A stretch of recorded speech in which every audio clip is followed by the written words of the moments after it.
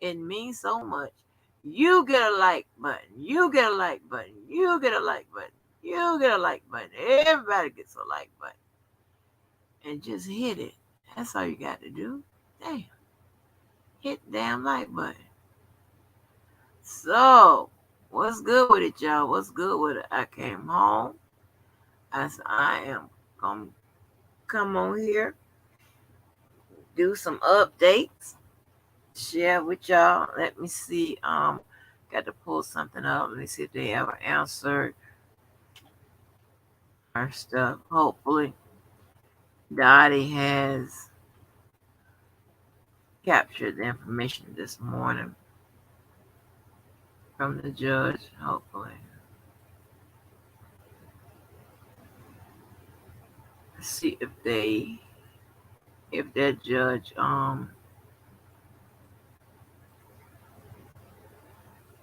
did something with those motions that we read yesterday. Let's see. I heard he answered it in court. Like, you know, I always tell you, got to get that part of your note taken as well, because that is very important. Because people like me need that part. I like to be accurate. I see we here today.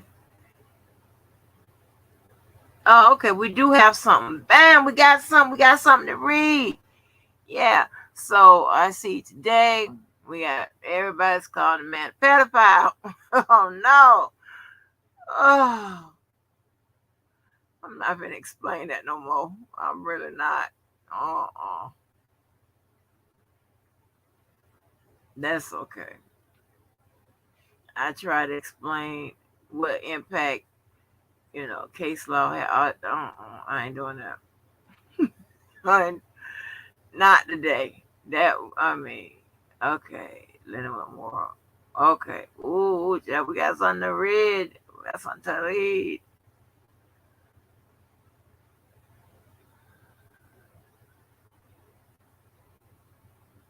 Hold on, I'm gonna change my title.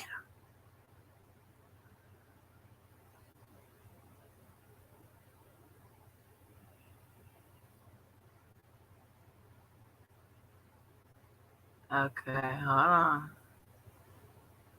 Let me see what this is. Sorry, guys, but it seems like we got a paperwork drop, drop, drop. Well, I didn't get the notifications. Like, what kind of shit is this now? Hold on, y'all. I'm trying to pull it all up for you.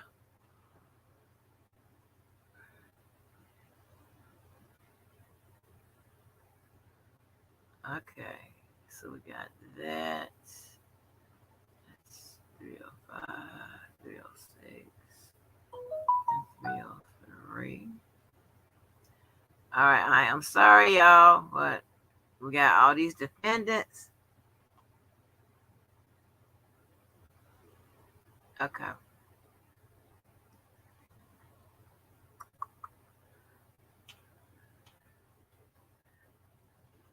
I ain't even acknowledged y'all yet, so when I get around that, I will. I haven't did a self check. I will, but if y'all can hear me, give me a thumbs up.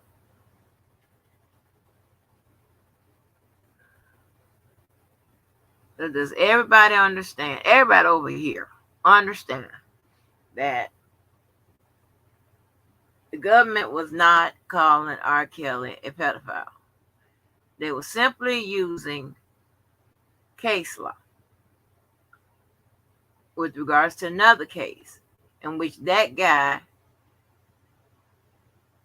is referenced, has the that same verbiage in his case, right?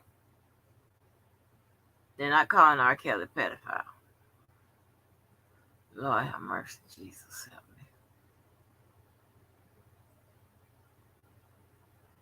me. Help me, Jesus, help me, Jesus.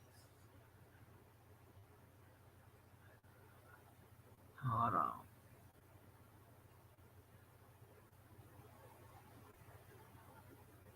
What is this? I'm sorry, y'all. I got to pull up all the paperwork.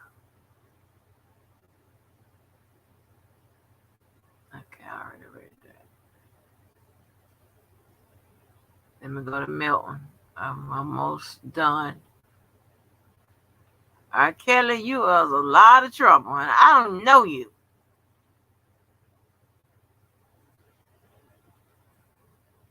All this damn work.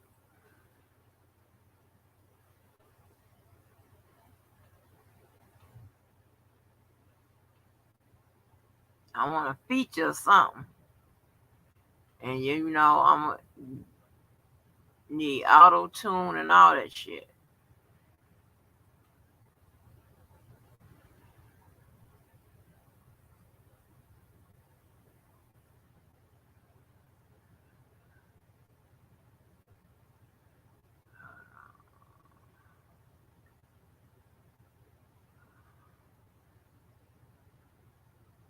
Oh wow. Okay, so the government dropped their jury instructions, y'all. Oh no, we got a paperwork drop, drop, drop. Hold on.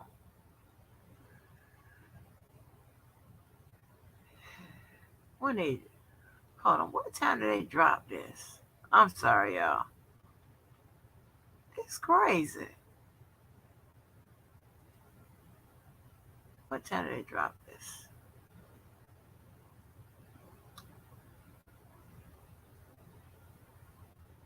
Okay, they dropped that today. All right, so you gonna go to the end. What number you? 304. Give it that. You gonna stay to the end? Okay. Okay. Let me change my title. Come on around the front.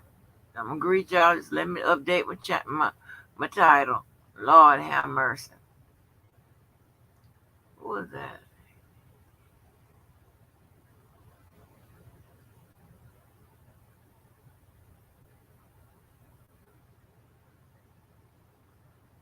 Okay. All right.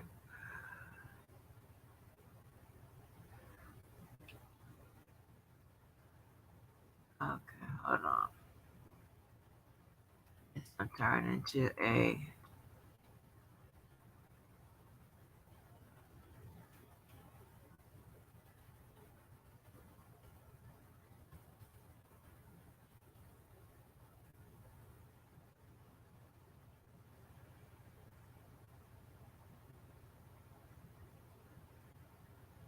Make sure y'all greet the new people, please. Thank you.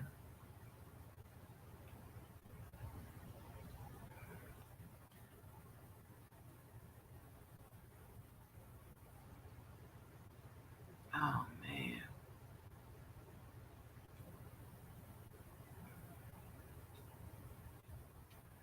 You want me to explain the age of consent? Hold on.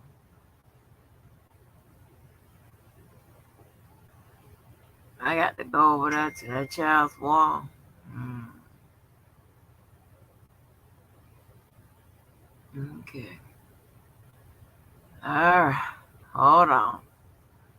And go see what you talk about.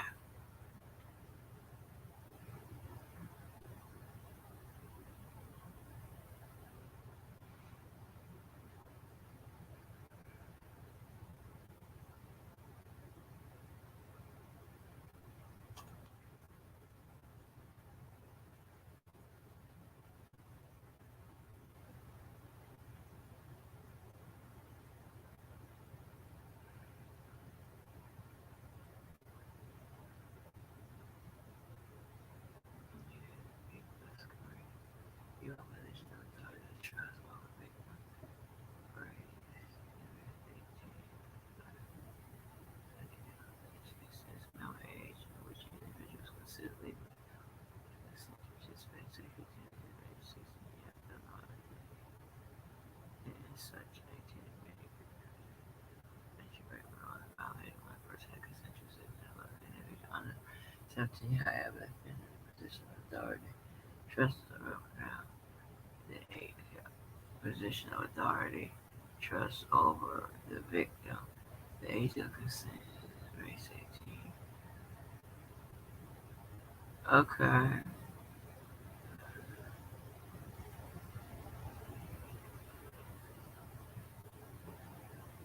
Okay, she done.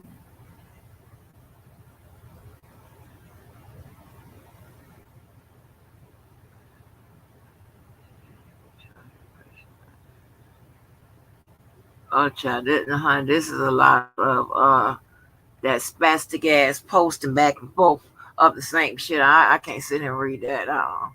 I don't know what the deal is with all that. Can't do all that. But I can't do all that. But listen, you know, the age of when it comes to if somebody is in a position in a position of authority over someone, one that really has to be determined at the during the time when they do the sentencing guidelines and things of that nature. Just say if he's convicted, right? Then there is a part in there where someone is like in charge of them. You know what I'm saying? If he gets hit with that, it's likely he could, because there's a lot of verbiage in his elements that's saying that he coerced, enticed, blah blah, this, that, and the third. He can get hit with that particular additional circumstance, and that would increase his his if he's convicted, that would increase his time, right? It could increase his time. I'm gonna say, because sometimes you plug it in and it don't increase it. But I believe with that one, if you're in an authority over a minor, I think that always increases his time, right? Anybody's time when you get hit with that. So just like it happened in New York when they were working out his sentencing guidelines, he got hit with that. So that changed his number of months. So I mean, but that's determined at the if he's convicted or what have you. That is determined then. The Illinois law is kind of straightforward. I believe you can't have consensual sex if you're at least 17 with someone 5 years your senior. So that that would means that you're having unconsensual sex. Um, that's pretty much what that means. So let me go through and make sure y'all can hear me. I see some thumbs up. Meredith Jones, you was in here first. Whoa, yes. Hey, peace in this puzzle. Angela Jackson. Hey, honey. What's up, Red Bunny? Sidbo, what's good with it? Cuzzo, what's good with it? Courtney Love. Hey, Tanny. Hey, welcome and welcome back. So I hope I answered your question. Um, oh no. Oh Lord, you are going, honey. It's like a whole bunch of repetitive ass, emotional ass posts back. I can't do that. That's too much. I don't know. It's like the same thing over and over and over. And over. I ain't gonna be doing all that. I'm not gonna do all that. Mm-mm. Mm-mm. No, ma'am. No, ma'am. You know, nope. Do all that. Can't get down with all that, child. I don't know what the hell you said, but child, I don't know. So, um, to, you don't think that bribery charge is going to stick? Civil, that's kind of, I don't know. I don't know about that. I I think they proved it, because one reason they kept everybody that was involved stuck together in it, and nobody really was separated from the damn charges and shit. You got Lisa ass all in it, all in the damn shit. Hell. So let me see. So I saw that R. Kelly is trending. It says R. Kelly tell judge he won't testify at ongoing trial. Yeah. I don't know why anybody would have thought in any circumstances he would have took that stand. Are you fucking crazy? No. R. Kelly officer not testify in his trial. So let me click on this article before I do some Twitter updates, and then we got paperwork drop, and then I see something like Greenberg. Shout out to Whisper who put me on to that. It says, try to find out.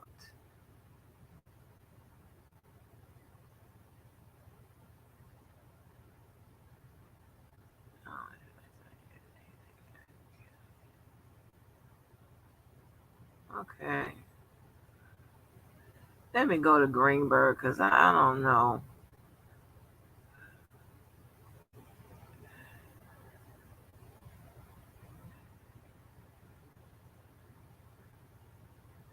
Greenberg makes a big emission.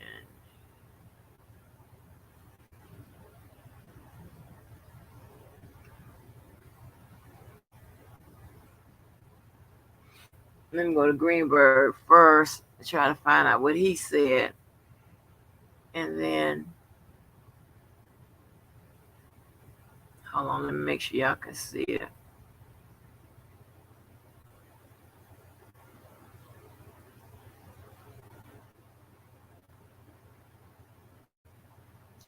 And if this ain't the whole one, I think I have it, but somewhere else. Okay, I think this is it. Okay, let me see.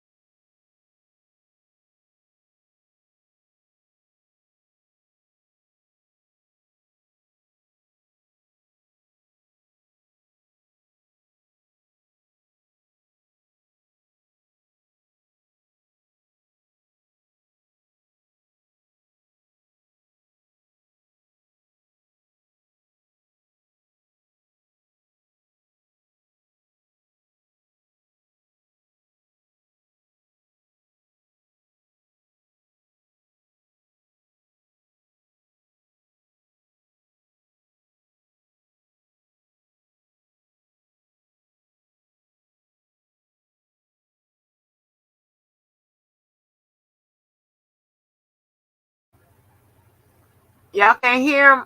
Oh, okay. Yeah, he's not. Okay, I'm sorry. Hold on.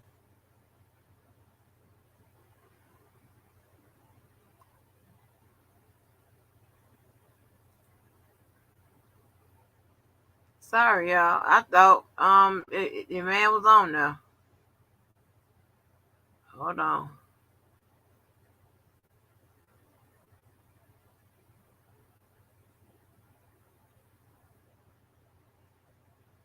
I'm glad I damn it checked.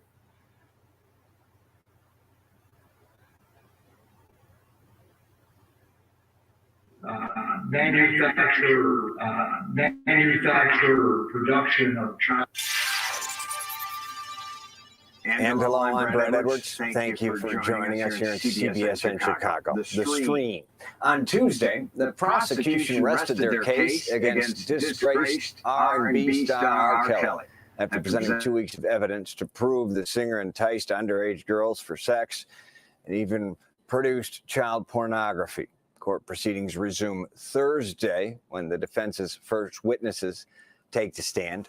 Here to talk about where the case stands, what we can expect from here, is a defense attorney, one of our friends of the Stream, Steve Greenberg. Steve, it is a note here. You also have and currently are still representing R. Kelly involving the state case here that is still pending, have repped him since 2018. You're keeping a close eye on this one.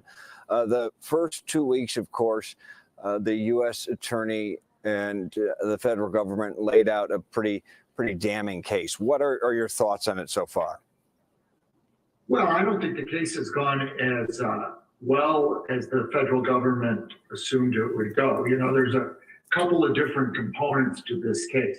There's the manufacture or production of child pornography, which involves 3 videotapes. There's a 4th videotape, but it doesn't exist. They haven't been able to produce it. They haven't been able to find it. On those, they actually have the videotape to produce.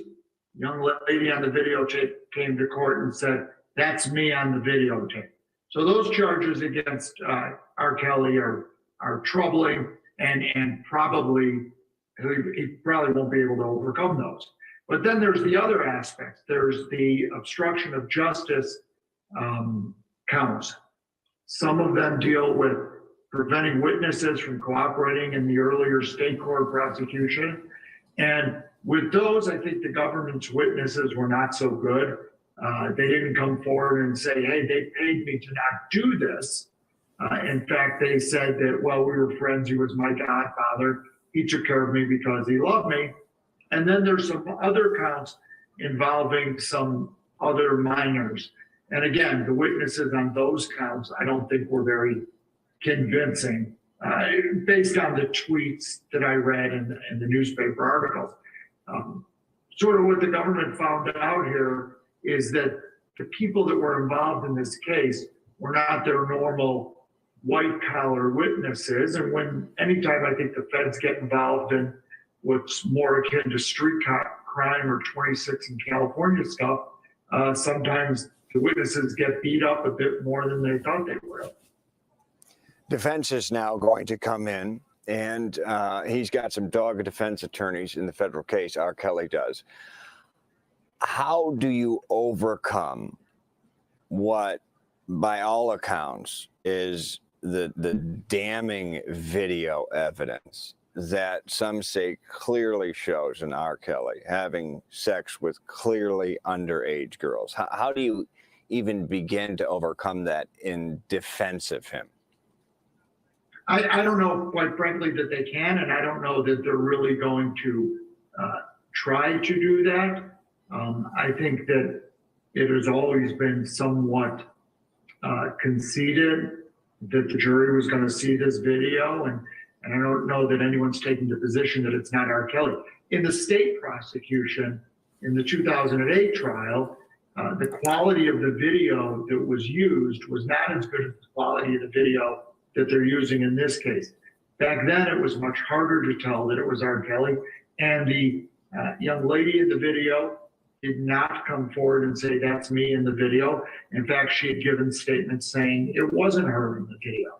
Now she says she lied back then. It is her in the video.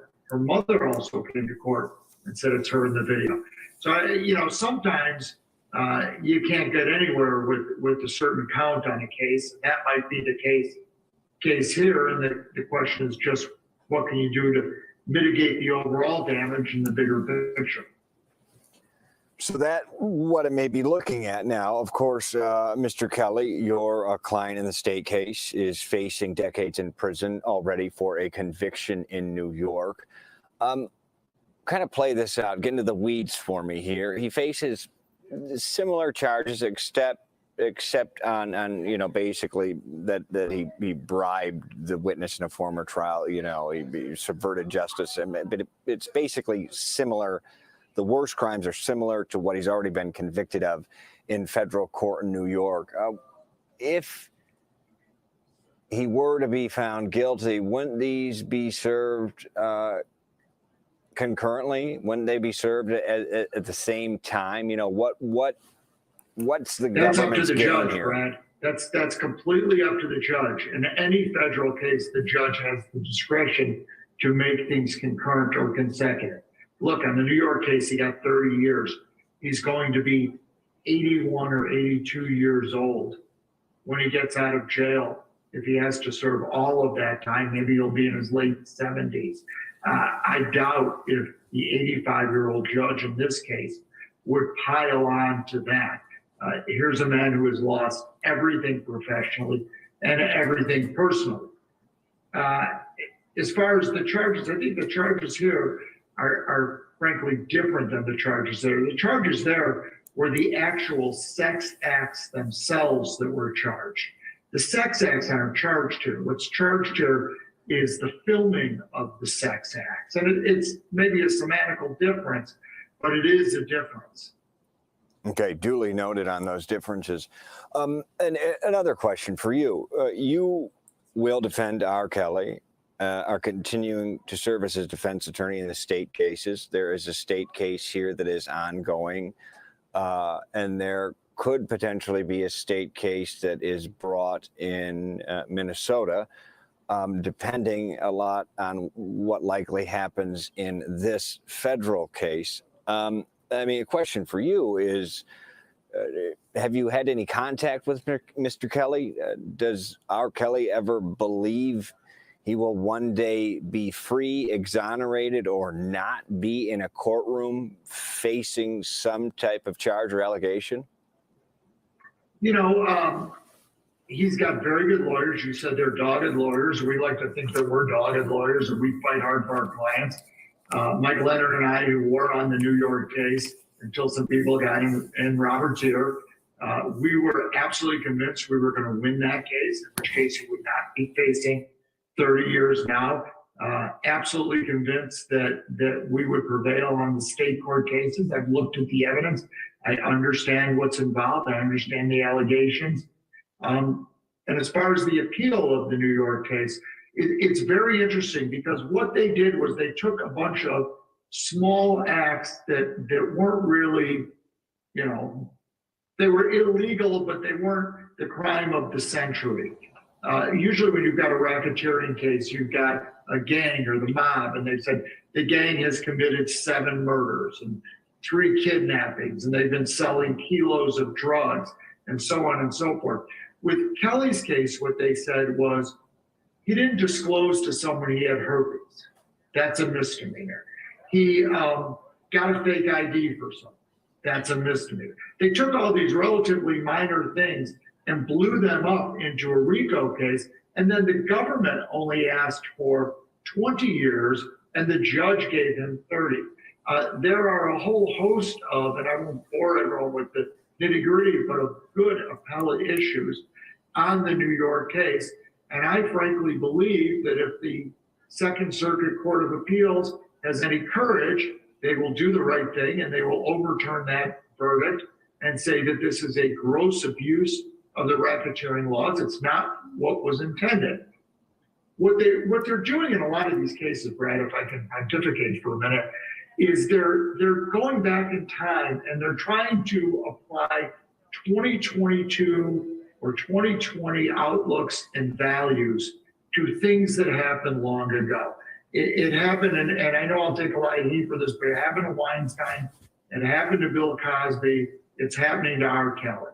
And I think it's unfair. I think that looking at things with hindsight, there was a time when women weren't allowed to vote. There was a time when African Americans weren't allowed to mingle with white people. We now know that all of that was wrong, but we're not going back and criminally charging people for those kinds of acts. And I understand it's different, but you're going back and you're applying today's values and the way we look at things today to things that happened decades ago when not only Kelly looked at it differently, but the alleged victims looked at it differently, their parents looked at it differently, everyone's friends looked at it differently.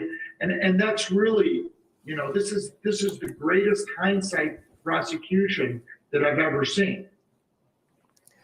It is noted that many do think there are some appealable issues in the New York case, but and I appreciate what you're saying, but it's really unarguable that R. Kelly is seen having sex with a minor that he taped. Right. It doesn't matter how old the video is. I mean, no. I'm distinguishing that from the rest of the case. But the other stuff, the obstruction, they've known about that stuff for years.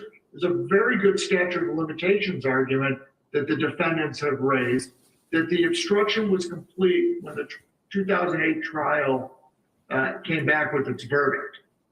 And that now to prosecute him for the obstruction violates the statute of limitations. Look, I'm never going to say having sex with a 14-year-old is okay. And I think that had they just sought to prosecute him for that, maybe there wouldn't have been a need for a trial. But they're really piling on with this guy, all because of this documentary. And what happened in this case was some of the witnesses, in this case, in the New York case, came right out and said, we lied in the documentary. Things weren't what we said in the documentary. It's really an unfair prosecution on many levels. Has he done things wrong? Yes. Did he violate the law? Yes. Should he never have had sex with the 14-year-old? Yes. Should he never have filmed it? Yes. Should he be prosecuted for that? Yes. And frankly, he would have been much better off in hindsight had he lost the 2008 trial. That's an interesting point. And, the R. Kelly, his supporters and his defenders, you being his defense attorney, will say this is definitely a case of piling on federal charges, RICO charges, like you said, in New York. Now, the different charges here, federal charges here, then potentially state charges here, then potentially state charges in Minneapolis. Right. Why do you think that is? And Brad, New York had nothing to do with any of this. If you look at the New York charges, there was one time he had sex with someone in New York who was an adult, but he didn't disclose that he had herpes. That was the connection to New York. Everything else in that case took place in Illinois, California, Florida, New Jersey. It had nothing to do with them. Yeah. Once again, Steve Greenberg, R. Kelly's defense attorney in the state case. The key question here, with all the charges that he's facing, really anyone who's been in the courtroom says it comes down to the videotapes. And videotapes clearly show an older R. Kelly having sex with clearly underage girls. Is there any way the defense is going to be able to lay out a case that overcomes that video evidence?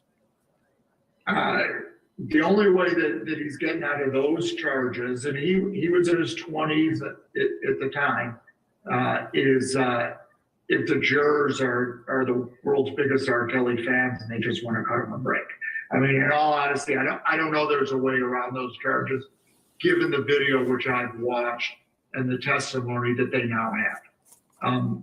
But the rest of it, he's got a fighting chance, and his co-defendants have a fighting chance. Yeah. So you will then, when do you come back into the fold? Will you come back into the fold automatically, or I know the state case is ongoing now, but do you expect a decision will be made to go forward or not with the state case, depending on what happens in the second federal trial? We were in court this morning on the state case, and the judge raised that very question. I think the answer to that question is up to Kim Foxx and what she wants to do after she sees what happens in the federal trial. We have raised some double jeopardy issues in relation to the state prosecution because some of it is duplicious with the federal case. but there's 4 cases and they're not all duplicitous. So that lays at the feet of Kim Foxx if she wants to go ahead and with those cases. Will there be any double jeopardy issues if he is convicted now in the federal case on what he was exonerated in 2008 in the state case, or will there be no appealable issue there? So there's a doctrine called the separate sovereign doctrine. Defense attorneys, we all hate it. The Supreme Court looked at it a couple of years ago and left it in place. The separate sovereign doctrine says that the federal government is a different government than every state government. So it's as if the federal government is a different country than from the states. You can be prosecuted in state court and prosecuted for the same thing in federal court. That's why you saw Derek Chauvin in Minnesota get prosecuted on the George Floyd thing, or they get prosecuted in state court, they get prosecuted in federal court. You've seen that with the Breonna Taylor case in Atlanta, where they get a civil rights. It's a little bit different charge, and the Supreme Court has said as long as there's that little difference, it's permissible. Yeah, you see it in a lot of cases now with a murder charge examples in state cases, like you said, and then like the federal hate crime statute. So Steve Greenberg, we appreciate your insight. We will have you on in the next couple of weeks, friend of the stream.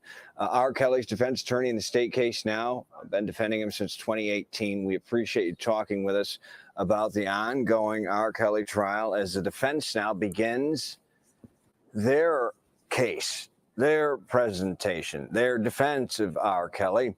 This in his second federal trial taking place here in Chicago. Of course, a story that we have been out in front of and will continue to be out in front of. For now, thank you for joining us on the stream. I'm Brad Edwards. Now back to the stream.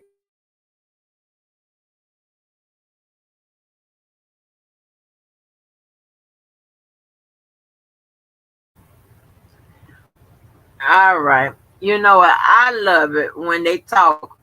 I talk over here. Those of you who have been here from the start, have been in the bushes from the start, have been anywhere around here. I love it when they talk our talk. Okay.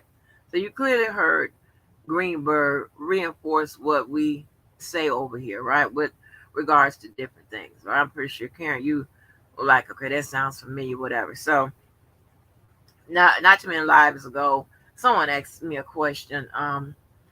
And I was saying, when you can't, it's not, even if you lose, it's not technically, well, it's technically a loss, but sometimes it's not looked at as being a loser, because if you can mitigate your client's judgment, you know what I'm saying, get the least possible, whatever, that still is not looked at, and of course it goes on record as a loss, but it still is not looked at something that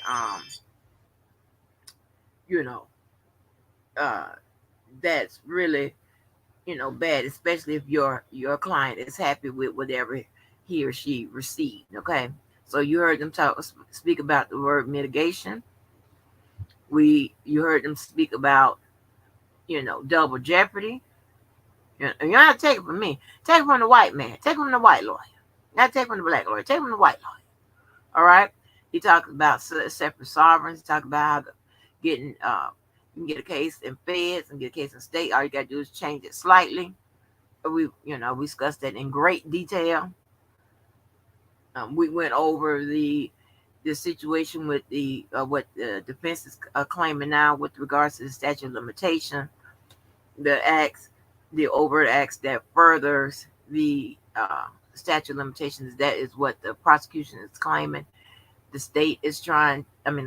defense is trying to say that is not the case, because the last crimes with regards to the conspiracy happened during a certain time and the statute of limitation had run out. So they talked about that.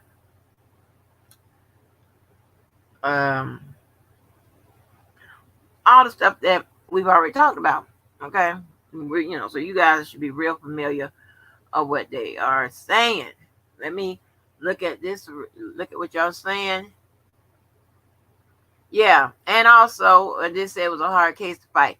If you got the girl sitting up there talking, that's her in the video, and I was this age, and that was him, he was that age, whatever. That's a hard case when especially you got video.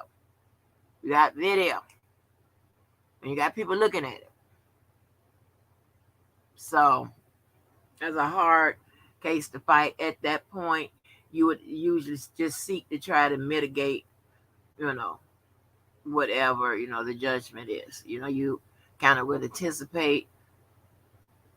And this is why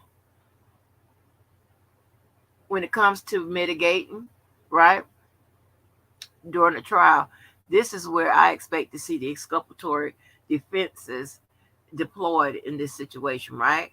Because I mean, we should hear something about his mental deficiencies, which is the lack of reason and all of that. We should hear something about that. We should hear a lot about how he was tricked into this situation. You know, I'm pretty sure we're gonna hear something that he wasn't the one that was doing the inducing and enticement and all of that. They came looking for him and all that type of stuff. This is where I expect to hear a lot of excuses and justifications to the behaviors. All right, so what caused it, what happened, whatever. So he may be at fault, but there's reasons why he's at fault. I that's what I think the defense should be. But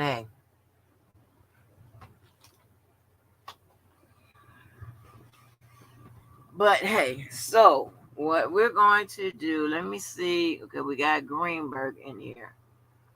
Let me see. All right, I want to see because this was the first day.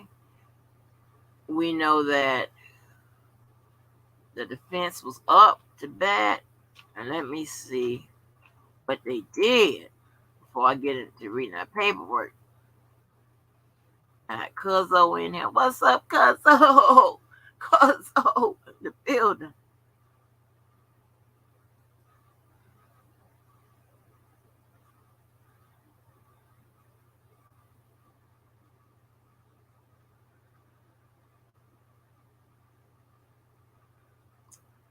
Okay, let's see.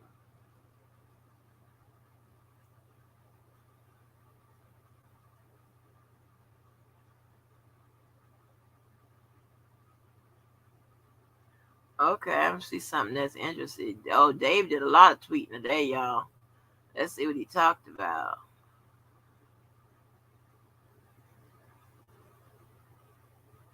Oh, he gave us a lot of tweeting. Oh, it looks like old ass Linen-Weber heard my cry and plea and put the damn his judgment, his ruling on in the pacer with regards to what we were reading. Old ass. Show ass down from there. Oh, Dave did a lot of tweeting. Thank you, Dave. All right, where are we?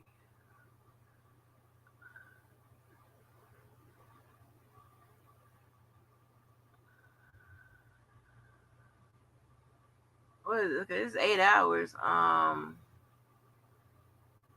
right, well, let me see. It says Julian concludes his cross by asking Wilson if he wants to see McDavid, his lifelong friend, go to jail. Wilson said he doesn't. You've never been present for any meeting with Daryl McDavid and Lisa Van Allen, Julian asks. I don't know Elisa Van Allen, so no, Wilson responds. Another day in the R. Kelly federal criminal trial in Chicago is about to begin. Prosecutor rested his case on Kelly on Tuesday, and today the defense attorneys will begin presenting their case to the jury. It says next on the stand is a witness for R. Kelly, a woman named Mary Green, president of MGPG Events, an event planning company. She tells Kelly defense attorney Jennifer Von Jean that her company put on an expo for today's Black women in 1999. Green reads from a list of artists that appeared at that 1999 Expo. R. Kelly isn't on it. R. Kelly isn't on the list of artists who performed at the 2000 X. R. Kelly is on the list of artists who performed at the 2000 Expo, held in Chicago's McCormick Place from April 7th to the 9th. Green says Kelly did a meet and greet at the 2000 Expo where he met fans and signed autographs. One of R. Kelly's accusers, a woman using a pseudonym, Tracy, said early in the trial that she got an autograph from Kelly and his phone number at the 1999 Expo. So remember when I was saying he needs some people to say he wasn't there, so he couldn't have done that. Or some people to say, well, I was there and R. Kelly didn't do this. So remember I was telling you that? So this is one of the defenses, this is good, but I don't know what the cross is going to be, but this is good. They need these type of people. All right, let's go. Bonjean concludes her questioning of Green, and prosecution is up for cross-examination. Green says she doesn't know if R. Kelly came to the 1999 Expo as an attendee, but adds that security would have likely notified her if he showed up on his own. So at that point, if they can show again where R. Kelly was at that time, that girl said he was there, that would support this Miss Green story. I don't know. We'll get to it when we get to the transcripts. That's the only question prosecution has for Green, and she left off the stand. Next witness for R. Kelly's co-defendant, Milton Brown, is a man named Tom Arnold. Arnold says he's an audio engineer who formerly worked for Chicago Tracks, R. Kelly old recording studio in Chicago. He says he began working for Kelly directly in 2003, Kelly and under Kelly's production company, Bass Production. He says he stopped working for Kelly in 2011. Arnold says he knew Milton Brown while they were both employed by R. Kelly, and that they spoke in July 9th of this year.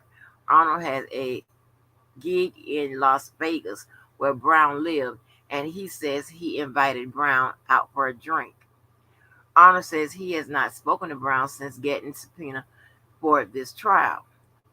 Arnold says while working for R. Kelly, he was responsible for the upkeep of the Chicago Tracks building, as well as managing runners and interns. He described the studio as chaotic at times, and that he frequently worked with petty cash for food and supplies. Arnold says he doesn't always know how Bass Productions' money was spent, and that on occasions, when he had to pick up money, he had to deliver it to Kelly or another person in the company. He says the largest amount of cash he ever picked up was $125,000. Well, Kelly and them be moving that motherfucking money, baby. God damn. Arnold denies knowing what the $125,000 was for. He also said he sometimes picked up basketball players and brought them to the studio or to the gyms in Chicago or nearby Markham, Illinois, on instruction from R. Kelly or another person acting on his behalf. Arnold says he sometimes picked up and dropped off guests, women brought specifically to visit with R. Kelly. When transporting the guests, Arnold says he was supposed to turn up the radio and not speak with them. Oh. If anyone transporting guests violated these rules, he said, there would be fines. Some interns also got fired for breaking the guest rules, he says. Arnold says he and other workers often transported R. Kelly bags as well, such as suitcases, backpacks, and duffel bags. Arnold says he continued working for R. Kelly after he began recording primarily at his large home in Olympia Fields, Illinois. He says the job remained pretty much the same and that he reported to work at the recording studio in the house basement on tasks that continued after the move to Olympia Fields was the transporting of guests. Arnold also says he acted as a road manager and traveled with R. Kelly on tour, on rented tour buses, and internationally. Sometimes he says he would travel ahead of Kelly to ensure the venue was set up for his arrival.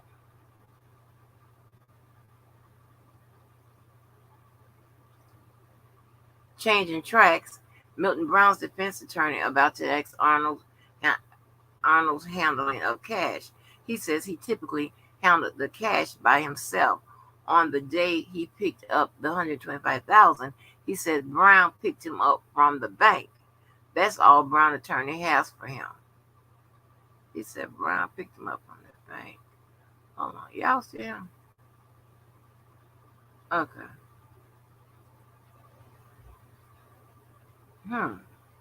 R. Kelly defense attorney Bonjean is up, asking Arnold to confirm that other artists besides Kelly worked in Chicago tracks in the 1990s. He does. He also affirms that Kelly didn't own Chicago tracks. That's Bonjean's only line of questioning for Arnold. Presiding Judge Harry Lena Weber calls for a 50-minute break before prosecution starts its cross-examination. Break is over in the R. Kelly federal trial in Chicago. Prosecution's up to cross-examine Tom Arnold, a sound engineer who was also employed by Kelly in various roles, including transporting people and money. Arnold tells prosecutors he picked up $125,000 in cash for Kelly in 2004 and 2005, and that he cashed checks in 2006 and 2007. One check for $25,000 from Kelly, dated to June 2006, was issued to Tom Arnold. Arnold says it was common for him to handle checks this size. Arnold also says he may have received checks from amounts much larger than $25,000, but that he doesn't recall picking up a check for $200,000. Prosecution asks if the $125,000 Arnold earlier said he picked up was actually only $75,000. Arnold says he can't remember. In response, prosecutor produces a prior interview report in which Arnold says he picked up $75,000 and not $125,000. In either case, he says Brown gave him a ride. He also says R. Kelly usually used cash. He used other people's credit cards, but not his, Arnold says. With that, Arnold's off the stand. Next witness for the defense is Ronald Winters, a private investigator and former personal assistant to R. Kelly's former, now deceased defense attorney Ed Jensen. Winters says he began working for Jensen in 1998. Winters says he was working for Jensen in spring of 2007 while Jensen was representing R. Kelly. He says he met Kelly as well as Darren McDavid during this time. Winters said he was aware of 6 or 7 times when videotapes were being brought to Jensen's office. That's that's a defense witness? Oh, okay. Winters said these 6 or 7 tapes consisted of R. Kelly having sex with different women on each tape. Defense directly asked Winters if the women on the tapes appeared to be underage, but the prosecution objects and calls for a sidebar. Defense rephrases the question. Did any of the women appear to you to be underage? Winters says no. Winters also says he recalls Darren McDavid coming into Jensen's office in 2007 to deliver a tape. McDavid wasn't present when Winters played the tape for Jensen, but that the tape consisted of R. Kelly having sex with 2 women, one of whom was his wife, child. Now they out here talking about that was a lie. Boy, everybody keep hollering that one of the tape, somebody on the tapes was, when the 2 women situation was his wife, child. Lord have mercy. Let me tell you something. I ain't believing shit what nobody says on YouTube. I'm believing what these motherfuckers in this courtroom is saying, child. Ooh.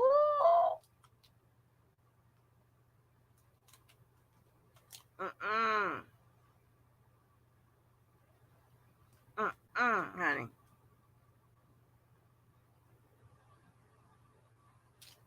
Okay. Ooh. With that, defense wrapped up its questioning of Winters, and prosecution is up for cross-examination.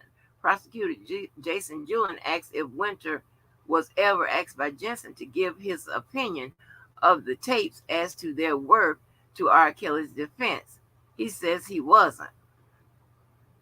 Winters also says he doesn't know where the tapes originated, i.e., that no one ever told him that the tapes come from Keith Morrell or Lisa Van Allen.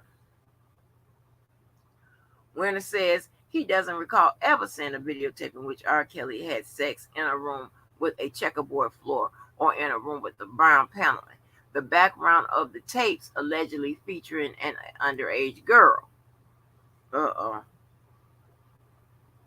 Are they trying to say the scenery is fake? Oh, okay, well that'll be a good strategy. Okay.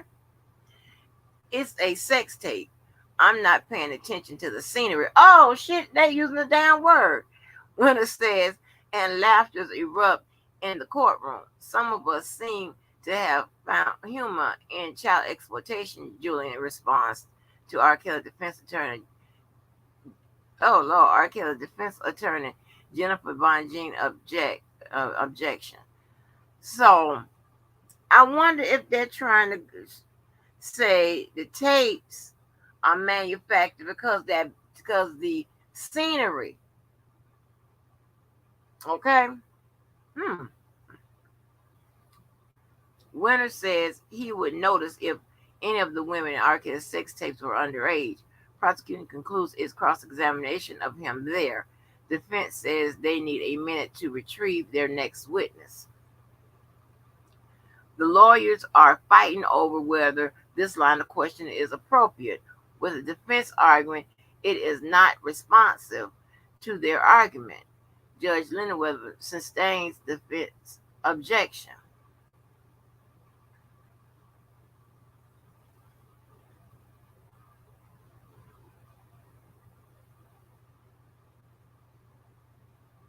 And when it says something ain't responsive, it means that just pretty much just what it says it's not someone is not responding to their actual question, right? So it's not responsive. Um, It says the investigation also says subsequent interviews with a witness can produce information that didn't come to light in a first interview. Prosecution seems to be rebutting defense's point that Pauline didn't mention her age in her first interview, only doing so later. Okay, where are they going with this? Next witness for the defense is a criminal investigator for Homeland Security who says she was assigned to this case in 2019. Hold on. The investigator also says a witness can produce information that didn't come to light in the first interview. Prosecution seems to the defense's point that Pauline didn't mention her age in the first interview, do so later. Okay. Moving on, prosecutor Jason Julian points out that interviews are not conducted in a vacuum and that the investigator agrees that the interview process is cumulative. He ends his questions there, and R. Kelly defense attorney Jennifer Bonjean is back for redirect.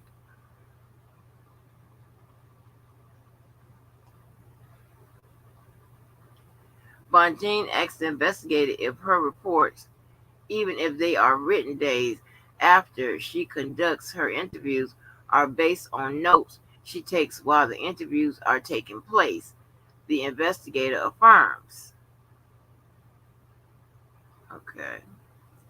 The investigator also says that it is her duty to make her reports accurate to a witness's statement. With that, Bonjean concludes her questions and the agent is off the stand. Presiding Judge Harlene Weber in R. Kelly's federal trial in Chicago decides to suspend proceedings until Tuesday as defense has no other witnesses to call today. Defense plans to rest its case sometime next week, after which the jury will begin deliberating.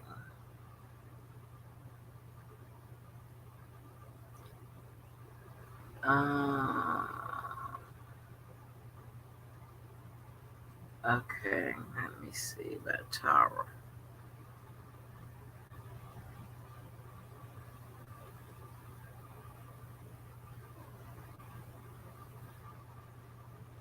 Let me see what Tara did today.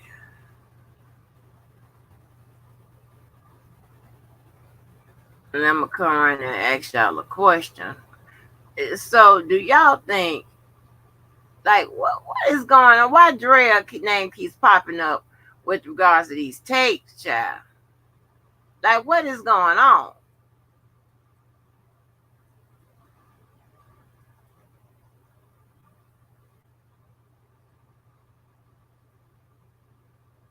What is going on with this shit?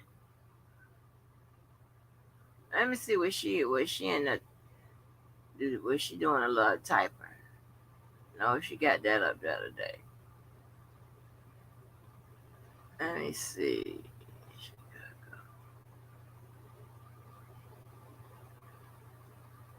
She went in there. Let's go to our boy Jason. I really want to know. Y'all think Dre was in them tapes for real though? Cause everybody accusing her of being in them motherfucking tapes. Now I know Dre when I see her. Girl, was you in the tapes?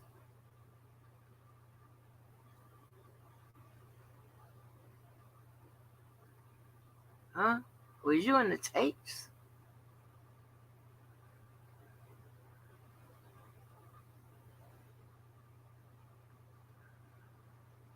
Let me see. 10 hours ago. Alright. So I can start there. I'm coming right here. I'm asking y'all. Hey, y'all think Dre was in them damn tapes?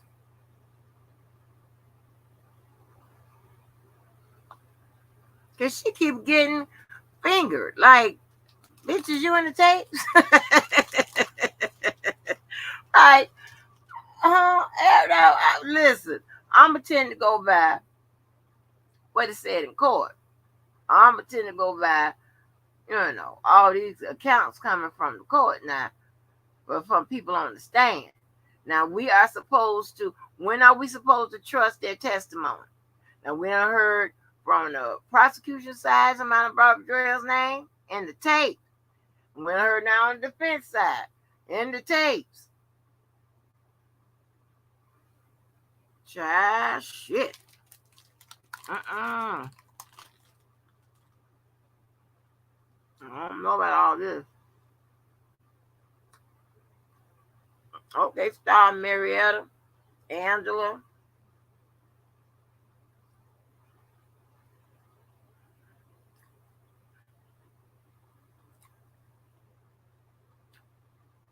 Hey, Sir Miguel. Yes. Hello, Sir Miguel. So, Danny, I see your message, right? But what would be the strategy would keep bringing her up, only to say she consent to what was going on, only to build something and say, okay, well, the wife was down with it. So, of course, in order, this is a strategy to give an illusion. Yeah, the wife was down with it. So, of course, everybody was, there was no underage shit going on. That's the only thing I can see. That's the only tactic I can see they trying to make. But her name is coming up. And they say she is doing that shake leg shit in the motherfucking tapes. Let me see what we got. What's the name got? What Jason got on it? I don't know. So this had to be today. It says this is from Jason. It says is this up here? Hold on. No, it's not even up here. Let me put it up here. I'm sorry.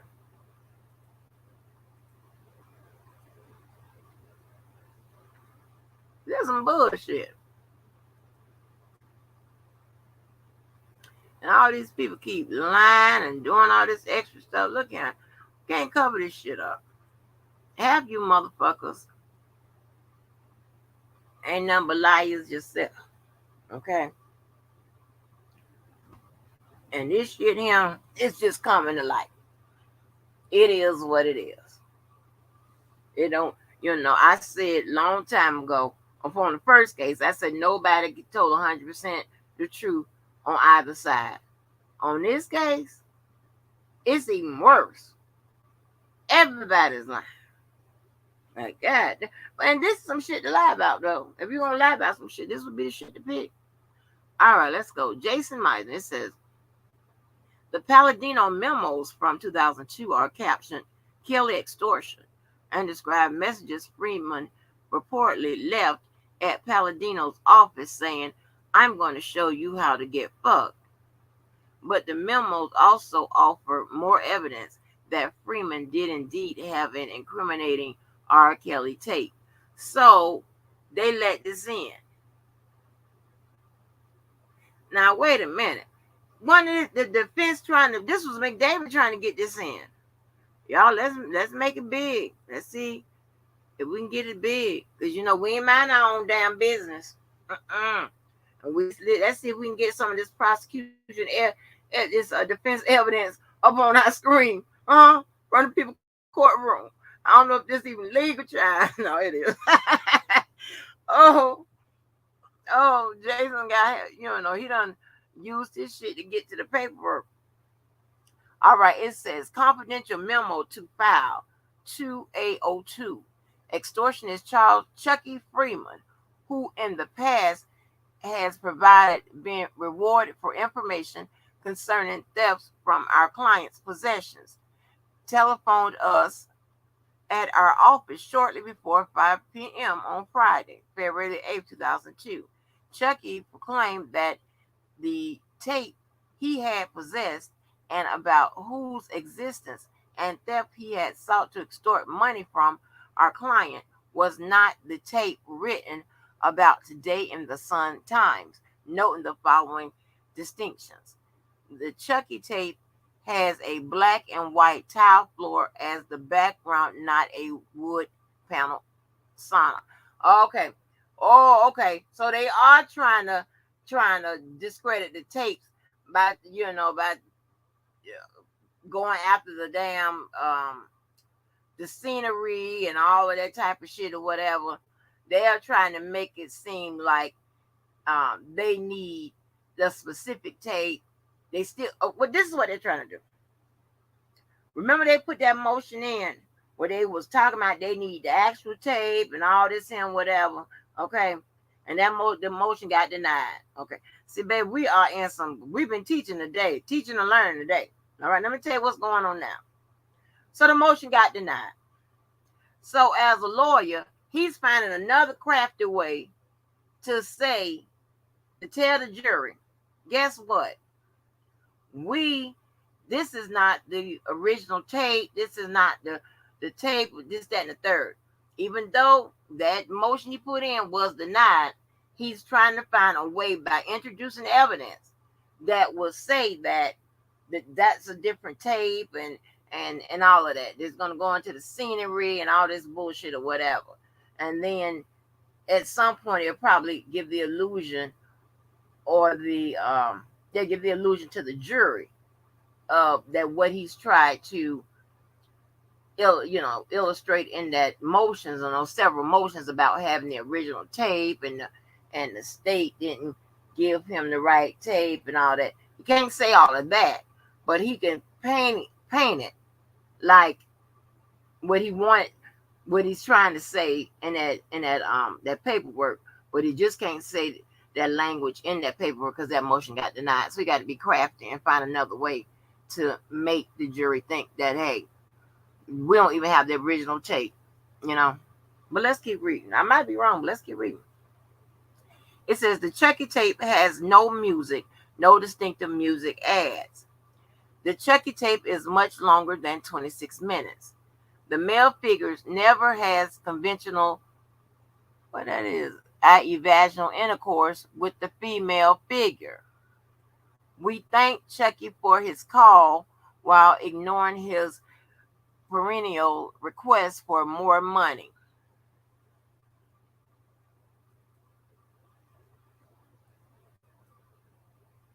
Okay. Oh, hold on. I ain't never did this. Hell, click on these people's shit. All right. It says confidential memo to 5/12/21. Baby, we knows as hell. It says regarding checking message received 11:58 a.m. Friday 12/21/2000. Other voicemail, woman in the background. Going to the FBI right here. Chuck, I told y'all not to fuck with me, but I see y'all wanting to fuck with me. So Jack Palladino, I want y'all to keep talking in the background there. This nigga a bitch. All this answering machine. I just wanted to tell y'all, if y'all fuck with me, I'm going to show you how to get fucked, okay? This is Chuck, and you know who the nigga is. I told you whatever you do, don't fuck with me. You gonna fuck with me? So now my don't have nothing for Christmas? Oh, but I gotta tell y'all some story about that. So I'm gonna show you when I see you. Matter of fact, get raw. 24-hour protection for real. Cause them police might be coming for him. I'm out. Per motherfucking Chucky. Let me tell you something. I've done some shit to somebody, due to some Christmas shit. I didn't tell y'all that story, but that was on behalf of somebody else. And I done seen a manager get his ass beat over not having employees check, and it was around Christmas time. It was at AOL. That dude was out for months due to the lumps that boy put on his motherfucking head. And while that dude was in handcuffs, he was still stomping on that motherfucking man on that ground. It happened on that job. I ain't bullshitting you. I'm gonna see if I can get Tanya on this goddamn phone one day. We'll tell you that goddamn story. Yes. Don't fuck with nobody with their Christmas shit. Ain't got no Christmas presents. That ain't gonna work out. It says new attorneys in the R. Kelly trial want to use memos Private Eye Jack Palladino wrote describing witness Chuck Freeman as a bottom feeder who whines endlessly, apparently out of the belief that being extremely annoying is a winning negotiating strategy.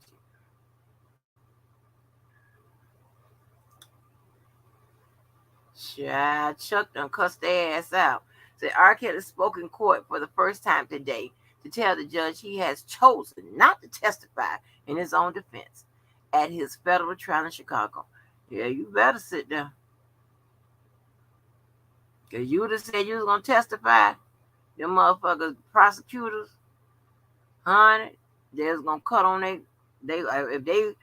some of them have rituals or warm-up music. Yeah, they're going to warm up. To be clear, whether Kelly was also in the 1999 Expo has been in dispute. Lawyers from both sides will have a chance to argue it to the jury next week. Okay. FWIW. Here is the printed out photo shown to the jury of R. Kelly signing autographs at the Expo for today's Black women in April 2000. Alleged victim Tracy says she met Kelly at the Expo when she was 16 and interning at a record label. Defense says she turned 17 already. Okay. So, wow. That's a pretty good defense with regards to Tracy. Problem is Tracy on one of them tapes? You know, is there some pornography linked to her? That's a pretty good defense as to Tracy. So I told you, they're gonna have to say he wasn't there, and somebody's gonna have to say, yeah, I was with him and this girl, but he didn't do that to her on this date and time as she stated, something like that. R. Kelly's voice had been heard a few times in court, crooning at the Grammys, rapping on a music video, and allegedly cajoling a 14-year-old to perform sex acts on tape. But it wasn't until today that Kelly himself spoke in court. I'm not going to testify. Before I get into like Megan ass was there, let me click on Megan real quick, see if we can fill in any holes. Child, that motherfucking Chucky is off the chain. Chucky, like, you gonna fuck with me about my Christmas? The kids ain't got shit. I'm gonna set this motherfucker off. Telling everybody about this tape. You give me my goddamn Christmas money there.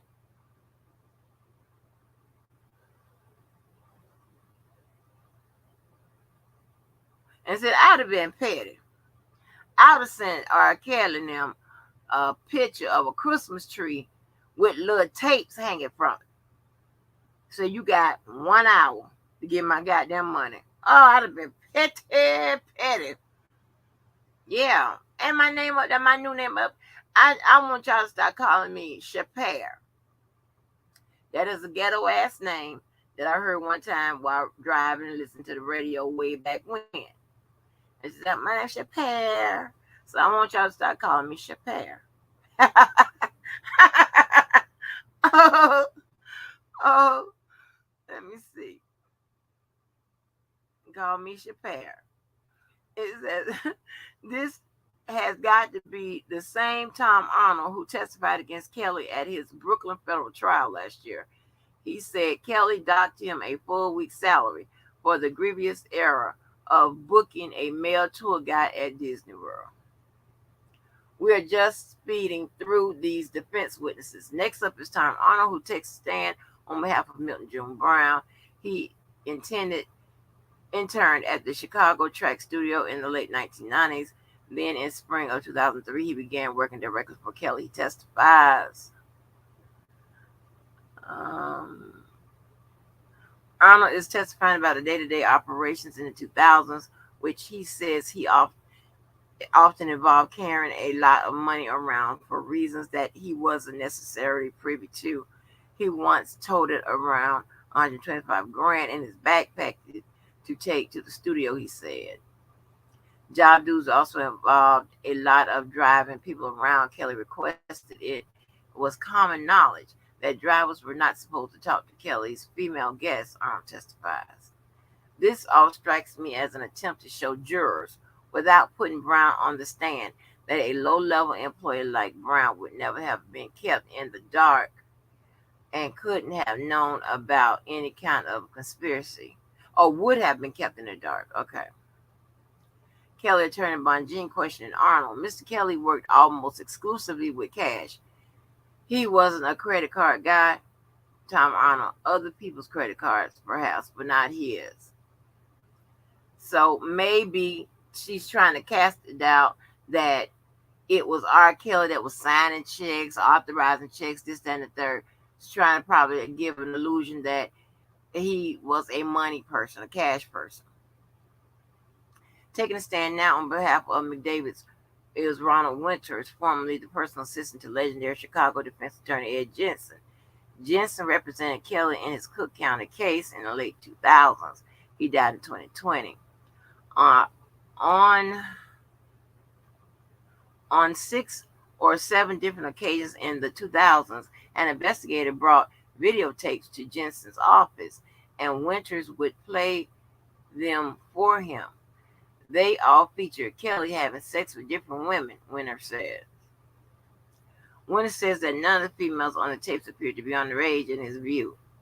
McDavid did bring one tape featuring Kelly to Jensen's office. It showed Kelly having sex with 2 women, one of whom appeared to be his wife, Winters testified. And McDavid brought the tape. She in there, I think. I think she in there. Oh, Lord, Drea. McDavid attorneys have said one of the tapes Kelly McDavid allegedly brought back did not feature child pornography, but in fact was a threesome featuring his wife in a log cabin, wood panel room. She in that tape. On cross-examination, AUSA Jason Julian asked Winters if the threesome tape he saw with Kelly's wife was in a wood panel room. when it said, I said it appeared to be his wife. Oh, so now it's appeared to be his wife. And it's a sex tape. I'm not paying attention to the scenery. So maybe they're trying to say, Drea is short and statue and small, Maybe they're trying to say that maybe that was Drea on there getting peed on.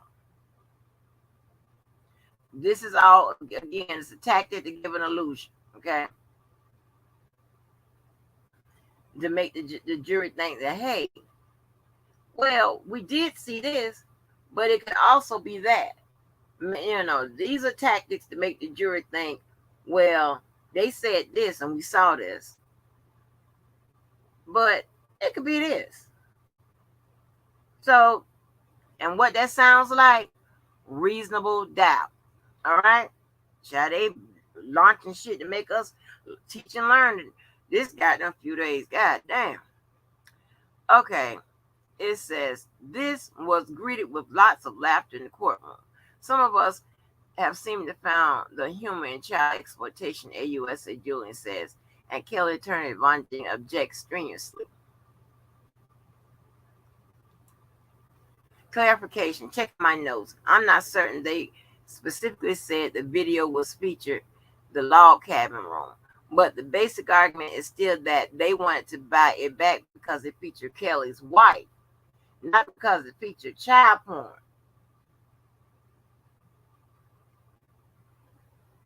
Okay, y'all see what I'm saying? Maybe it's Kelly's wife instead of the, minor one. They can go a couple ways with this. But they also saying right here that they're buying the tape back because it features shaking leg drink. Because all the videos I be seeing doing, she's shaking her legs.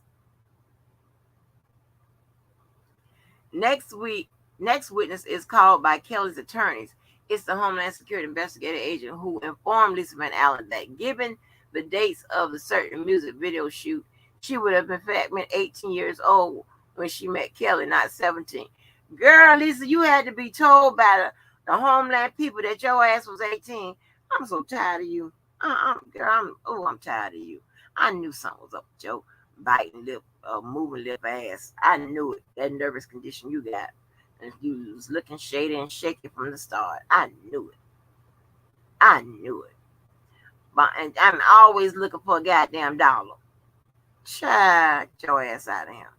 Bonjean and McDavid attorney Brindley have been questioning the HSI agent about apparent discrepancies in prosecution witnesses' statements, most of which was already heard about since the witnesses themselves were also confronted with the discrepancies.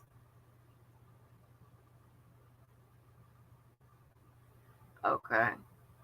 With that, the testimony has concluded for today. Judge Webber excuses jurors until Tuesday. All right. Those are the people I'm going to go through. Yeah, they filled in a few holes and come right here and see what y'all doing. Yeah, what's good with it, honey? Oh, this is crazy. Let me holler at a few more people. Little Red, what's good with it? With Little Red. Little Red. Hey. Let's see. Hey, Shaw Baby One. Hey, Queen everybody. Hey, Demisha Woods.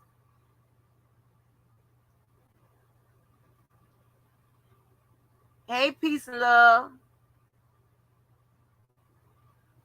There's a whole bunch of shit going on. And you know what? Oh, thank you, Shaw Baby. Y'all so sweet to me. Lord, y'all been helping me meet my goddamn $100 threshold around here. Thank you. Hey, Purple. Y'all so good to me. Child, we've been learning and shit for the past couple of days, honey. Thank you, Sir Miguel. Hey, Star. I got a couple whispers in here. Whispers. Yes, honey. So we're going to get into this read. I want to get into this reading. Lot going on. Now, I don't know why people don't concentrate on the jury instruction. I don't understand it. They talk about all this other bullshit, make it up and all of this. But the jury instruction is what is going to be used to determine somebody's innocence or guilt. And what they have in it and all of that can further let y'all know if the burden of proof was met. I don't know what the fuck is going on right here. But I ain't gonna worry about it.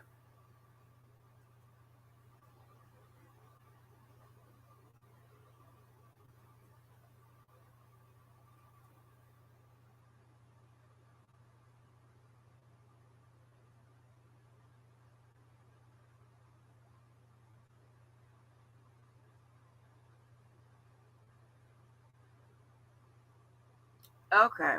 So where are we? We're gonna put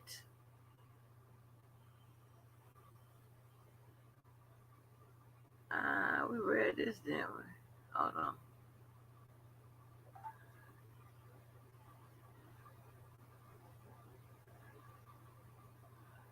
Okay. And make sure I ain't read this already.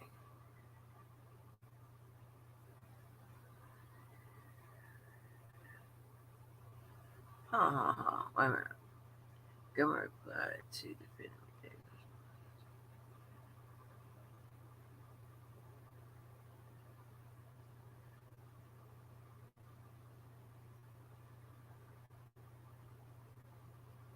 Hold on, y'all, man. Let me make sure that I didn't read this last night. Because didn't I read some shit on August 31st? Hold on. I'm sorry, y'all. Because I'm not going to reread. That ain't going to happen. But we have to keep up with all these people. Because there's a lot of shit going on. They all still, in my opinion, the prosecutors still have them tied together. That is devastating for a conspiracy.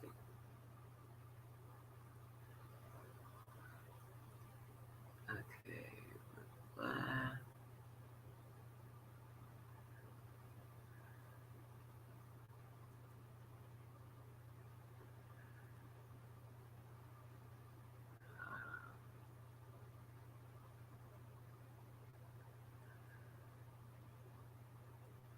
Come on, I know I ain't read this last night.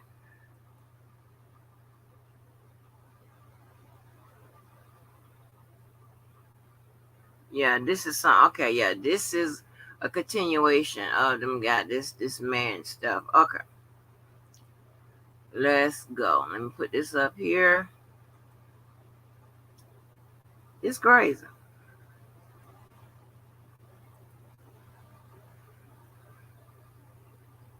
They fighting. You hear me? This type of traffic and action and all this paperwork, this is really what you're supposed to see. And it's supposed to get you to the point, and it's supposed to be very exciting. I sure do appreciate it.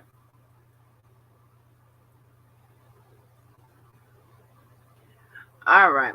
This is the government's reply to the defendant McDavid's response to submission regarding the admissibility of purported business records proposed by defendant McDavid.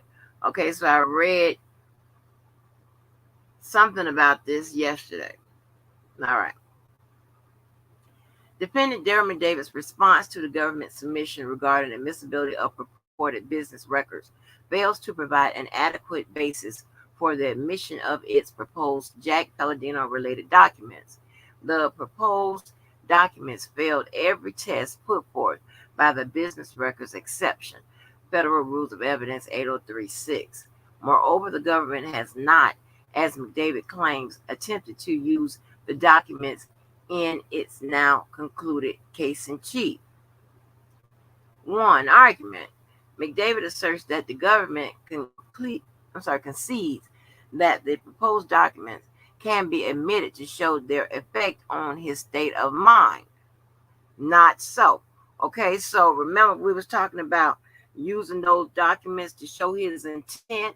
Like if he didn't know how the hell would he want to go forth with a conspiracy and all of that, whatever. His state of mind. Okay, this mens rea, his intent.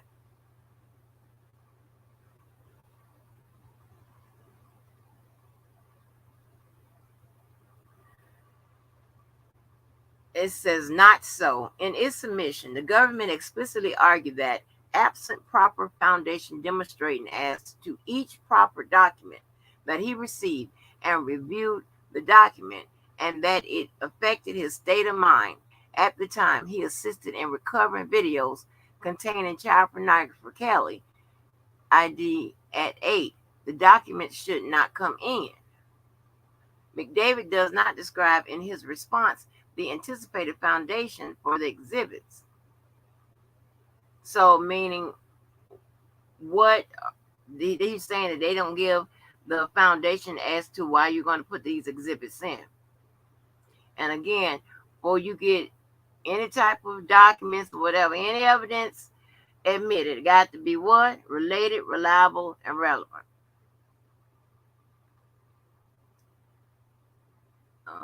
Let's see. Okay. McDavid does not describe in his response the anticipated foundation for the exhibits. McDavid merely quips that the government can rest assured Mr. McDavid will testify. Reference. This promise alone does not overcome the insurmountable hearsay obstacles to the admission of the documents. Okay. Federal Rules of Evidence 8033 allows the introduction of a statement of the declarant, then existing state of mind, emotion, sensation, or physical condition, such as intent, there's that word, plan, motive, design, mental feeling, pain, and bodily health, but not including a statement of memory or belief to prove the fact remembered or believed. Federal Rules of Evidence 8033. All right, and a declarant is the person that's making the declaration, making a statement. That's what a declarant is. It says the Seventh Circuit sets out 3 corresponding requirements for the state of mind exception. 1, the statements must be contemporaneous with the event sought to be proven. 2, it must be shown that the declarant had no chance to reflect, that is, no time to fabricate or to misrepresent his thoughts. And 3, the statement must be shown to be relevant to an issue in the case. Okay? Case law. 7th Circuit of 1986 is okay. And we have contemporaneous, the absence of reflection and relevance all remain in serious question here.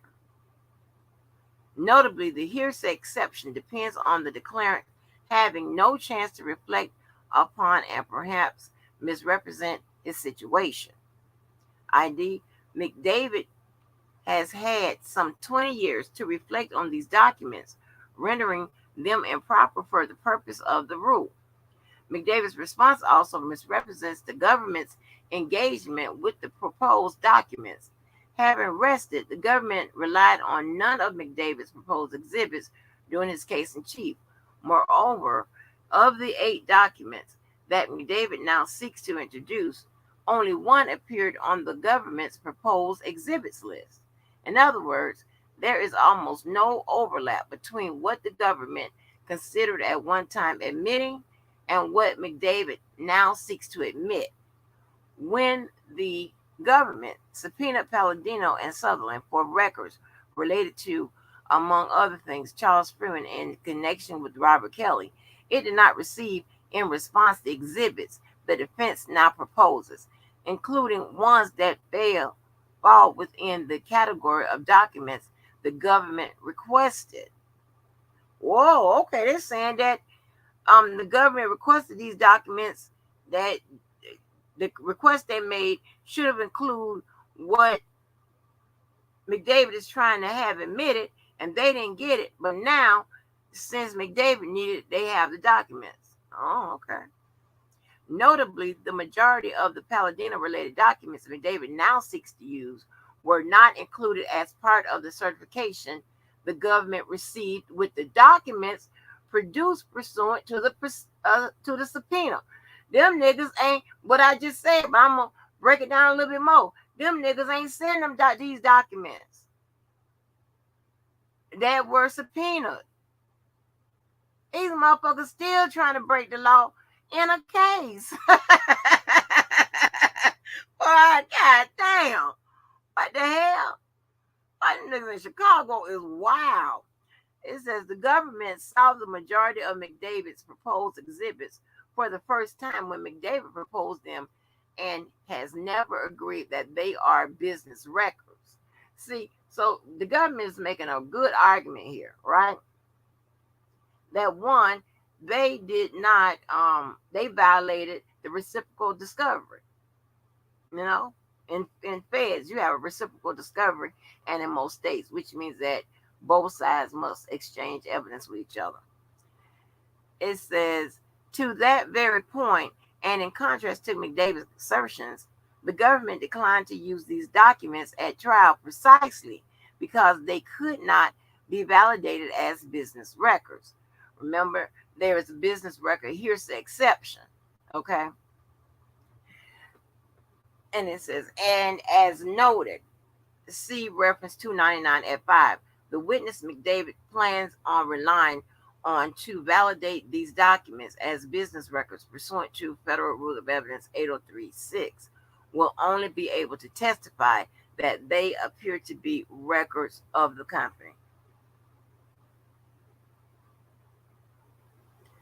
And when there's a hearsay exception, that could be admissible. Okay, it could be admissible as a hearsay exception, and that means it's an exception to the hearsay rule. It says, given these pervasive issues, allowing the admission of the proposed documents risk an inconsistent approach to the admission of evidence. McDavid and other defendants objected on hearsay grounds to the admission of the notes of a polygrapher's note witness taken in real time and in the course of regular conducted business activity. See trial transcript 1752 through 1759. Though these notes fell within the scope of the hearsay exception for present sense impressions, Federal Rules of Evidence 803-1, they were excluded on relevance grounds. It wasn't relevant. And for the purported prejudicial effect on the jury. In keeping with that ruling, exclusion should also occur with regard to the proposed documents. McDavid did not prepare the documents in question, and even if he read them, his recollection has had some 20 years to either stagnate or significantly shift for the purposes of the state of mind exception. Wow. See, this I never really liked the rules of evidence in college. It's just too much. It just goes down and dig deeper, and some money, and you got to go exception and all this bullshit. It's too much. Every goddamn thing. Is that ultimately, while McDavid may testify about these documents, that is far different than admitting such wide-ranging and potentially prejudicial documents in evidence. The government requests that the court review the proposed McDavid documents in camera before ruling on their admissibility. So, hold on. And now the government is also raising that the documents are prejudicial. All verbiage that you want to use in order to get a motion in your favor, right? Because when you have evidence and things like that that's supposed to be prejudicial to the jury, that is not, permitted.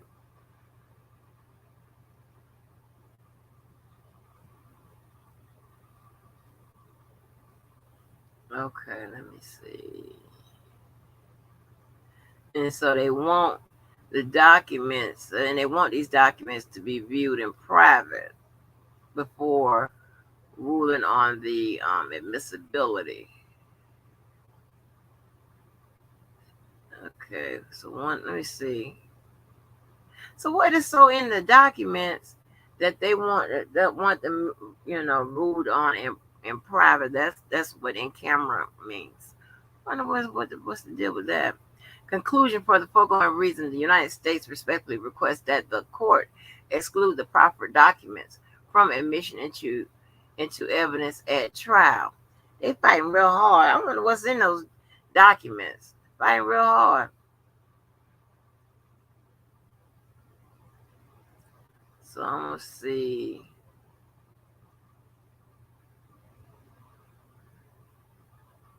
I'm gonna put the next document up there.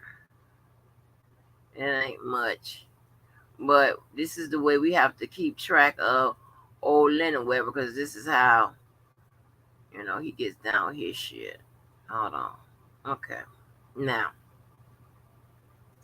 this is notification of docket entry. All right. Orders, aka oral order, meaning that he did an oral order, meaning somewhere in court, sometime in point in court. Right. As we know, it would be the court of that he has going on. Right.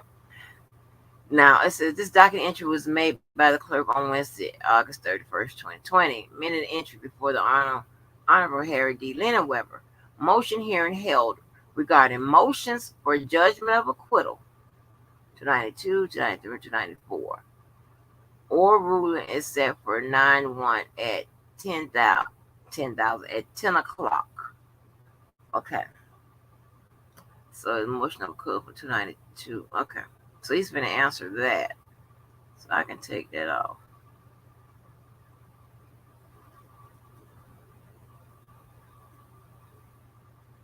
He can answer it. So he chose to go ahead and answer it now.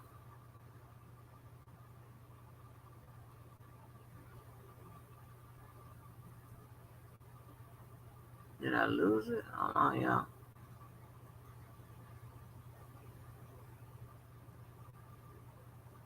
That's 304.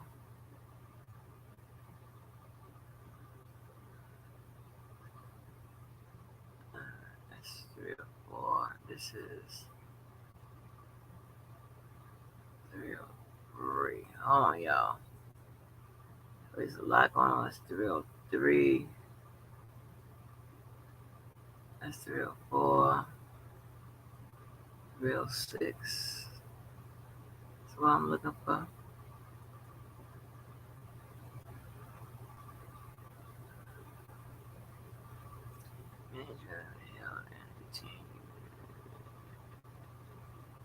Okay. So let me handle him about this motion of acquittal. Got this up. Thank you, Jesus. All right. So Leonard Webber answered it today. It says docket entry was made by the clerk on Thursday, September 1st, 2022. Minute entry before the Honorable Harry D. Leonard Webber. Jury trial held and continued to 9/6 at 10 a.m. Okay. Motions for judgment of acquittal 292, 293, 294 are denied as set forth on the record. All right. Now, he didn't say it was denied in part, so that tells me he denied the whole goddamn thing.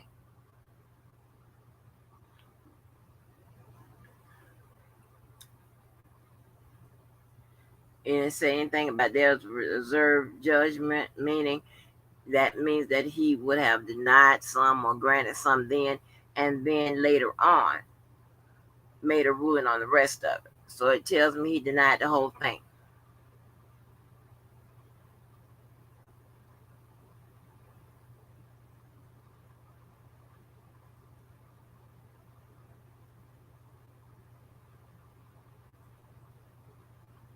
Okay. Let's fight with this government proposed jury instruction. Listen, so you remember last night, this morning, J1 took the people shit out the whole goddamn thing and just took the people down jury instructions. Like, I'm gonna delete all this shit. I'm gonna delete the whole page and all. What kind of shit is this?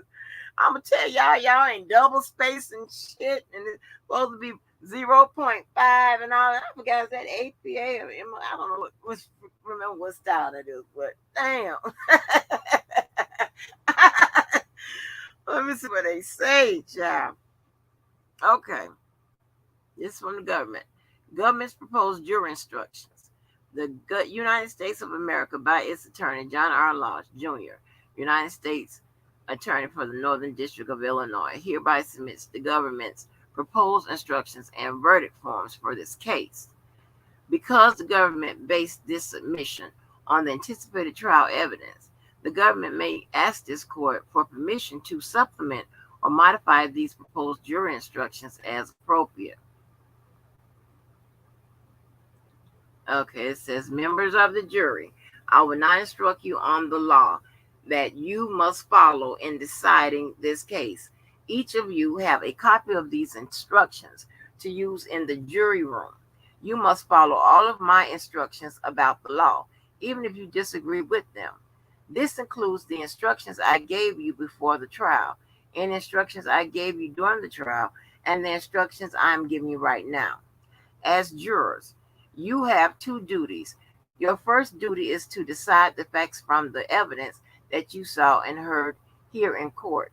This is your job, not my job or anyone else's job.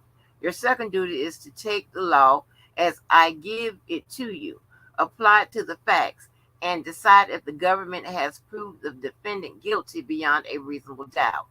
You must perform these duties fairly and impartially. Do not let sympathy, prejudice, fear, or public opinion influence you. In addition, do not let person's race, color, religion, national ancestry, or gender influence you. You must not take anything I said or did during the trial as indicating that I have an opinion about the evidence or about what I think your verdict should be. The charges against the defendant are in a document called an indictment. You will have a copy of the indictment during your deliberations. The indictment in this case charges defendant Robert Kelly with sexual exploitation of a minor, conspiring to obstruct justice, conspiring to receive child pornography, receipt of child pornography, and enticement of minors to engage in unlawful sexual conduct.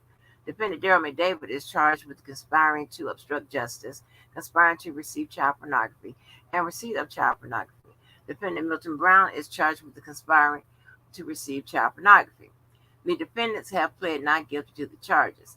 The indictment is simply the formal way of telling a defendant what crimes he is accused of committing. It is not evidence that the defendant is guilty. It does not even raise a suspicion of guilt. Each defendant is presumed innocent of each and every one of the charges. This presumption continues throughout the case, including during your deliberations. It is not overcome unless, from all the evidence in the case, you are convinced beyond a reasonable doubt that the particular defendant you are considering is guilty as charged. The government has the burden of proving each defendant's guilt beyond a reasonable doubt. This burden of proof stays with the government throughout the case. A defendant is never required to prove his innocence. He is not required to produce any evidence at all. You must make your decision based only on the evidence that you saw and heard here in court. Do not consider anything you may have seen or heard outside of the court, including anything from the newspaper, television, radio, and the internet, or any other sources, even YouTube. I'm put that in there. The evidence includes only what the witnesses said when they were testifying under oath. Okay? The exhibits that I allowed into evidence and the stipulations that the lawyers agreed to. A stipulation is an agreement that certain facts are true or that a witness would have given certain testimony. Okay? So remember I told you, y'all, They could have lied back then or whatever. It only matters what they said under oath or under the penalty of perjury here, today in 2022. So remember I told y'all that. So now they confirmed it. They just told you. When it comes to all the goddamn lying. It says nothing else is evidence. The lawyer's statements and the arguments are not evidence. If what a lawyer said is different from the evidence, you remember it. The evidence is what counts. The lawyer's questions and objections likewise are not evidence. So remember I told y'all, nothing a lawyer says it should be considered in making a decision, right? That's pretty much what they're saying. A lawyer has a duty to object if the lawyer thinks a question is improper. If I sustain objections to questions the lawyers ask, you must not speculate on what the answers might have been. If during the trial I struck testimony or exhibits from the record, or I told you to disregard something, you must not consider it. Give the evidence whatever weight you believe it deserves. Use your common sense and weigh the evidence, and consider the evidence in light of your own everyday experience. People sometimes look at one fact and conclude from it that another fact exists.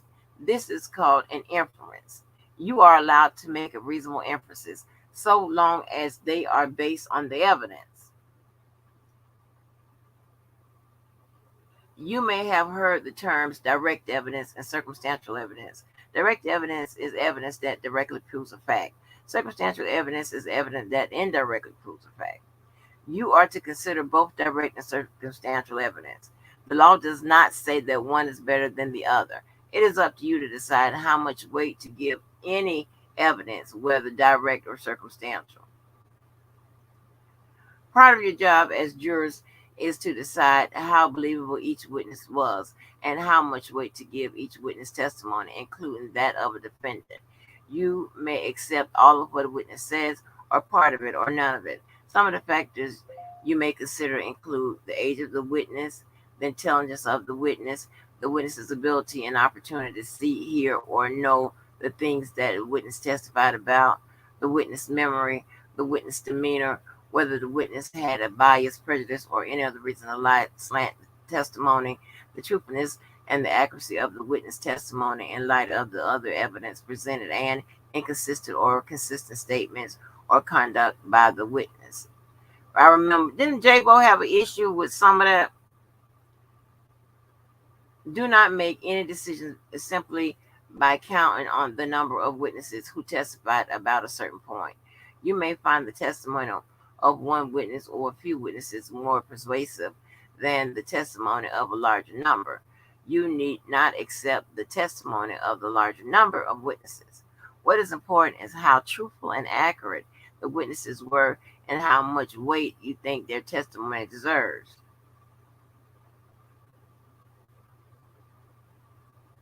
A defendant has an absolute right not to testify or present evidence. You may not consider in any way the fact that the defendant did not testify or present evidence. You should not even discuss it in your deliberations. You may consider evidence that the defendant was convicted of a crime only in deciding the believability of his testimony. You may not consider it for any other purpose. The other convictions is or not evidence of whether a defendant is guilty of a crime he is charged with in this case.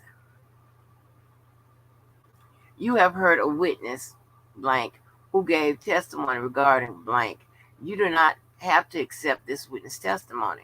You should judge the witness's testimony the same way you judge the testimony of any other witness. In deciding how much weight to give this testimony, you should consider the witness's qualifications, how he reached his conclusions, and the factors I have described for determining the believability of testimony. Remember, she had a problem with page 12. I remember that. You should not speculate why any other person whose name you may have heard during the trial, excuse me, is not currently on trial before you. Pretty much, any of those people, the people that if if they're sitting there listening, you hear a bunch of people that seem like they done committed crimes, but they're not on trial, they're saying that you shouldn't focus on that. All right, the government's pretty much getting ahead of that because they know that they got a whole bunch of problematic people, and they got this in the jury instruction. And if I'm not mistaken, J-Bo took out the whole page 12, which is this, the whole jury instruction, the government instruction 12. Now, let me see what this is about. Wait a minute. A defendant's presence at the scene of a crime is not sufficient by itself to establish the defendant's guilt. If a defendant performed acts that advanced the crime but had no knowledge that the crime was being committed or was about to be committed, those acts are not sufficient by themselves to establish the defendant's guilt. A defendant's association with the person involved in a crime is not sufficient by itself to prove his participation in the crime. Okay, let me see what it says. Now, there's a lot going on. It says, 1, if the committee position that the present instruction should be used in a limited fashion. However, there may be some cases where a defendant is present and takes some action which is the subject of the conflicting testimony. In those situations, the committee believes that a present instruction may be appropriate. Committee comments. It says this instruction is most typically given in a conspiracy case.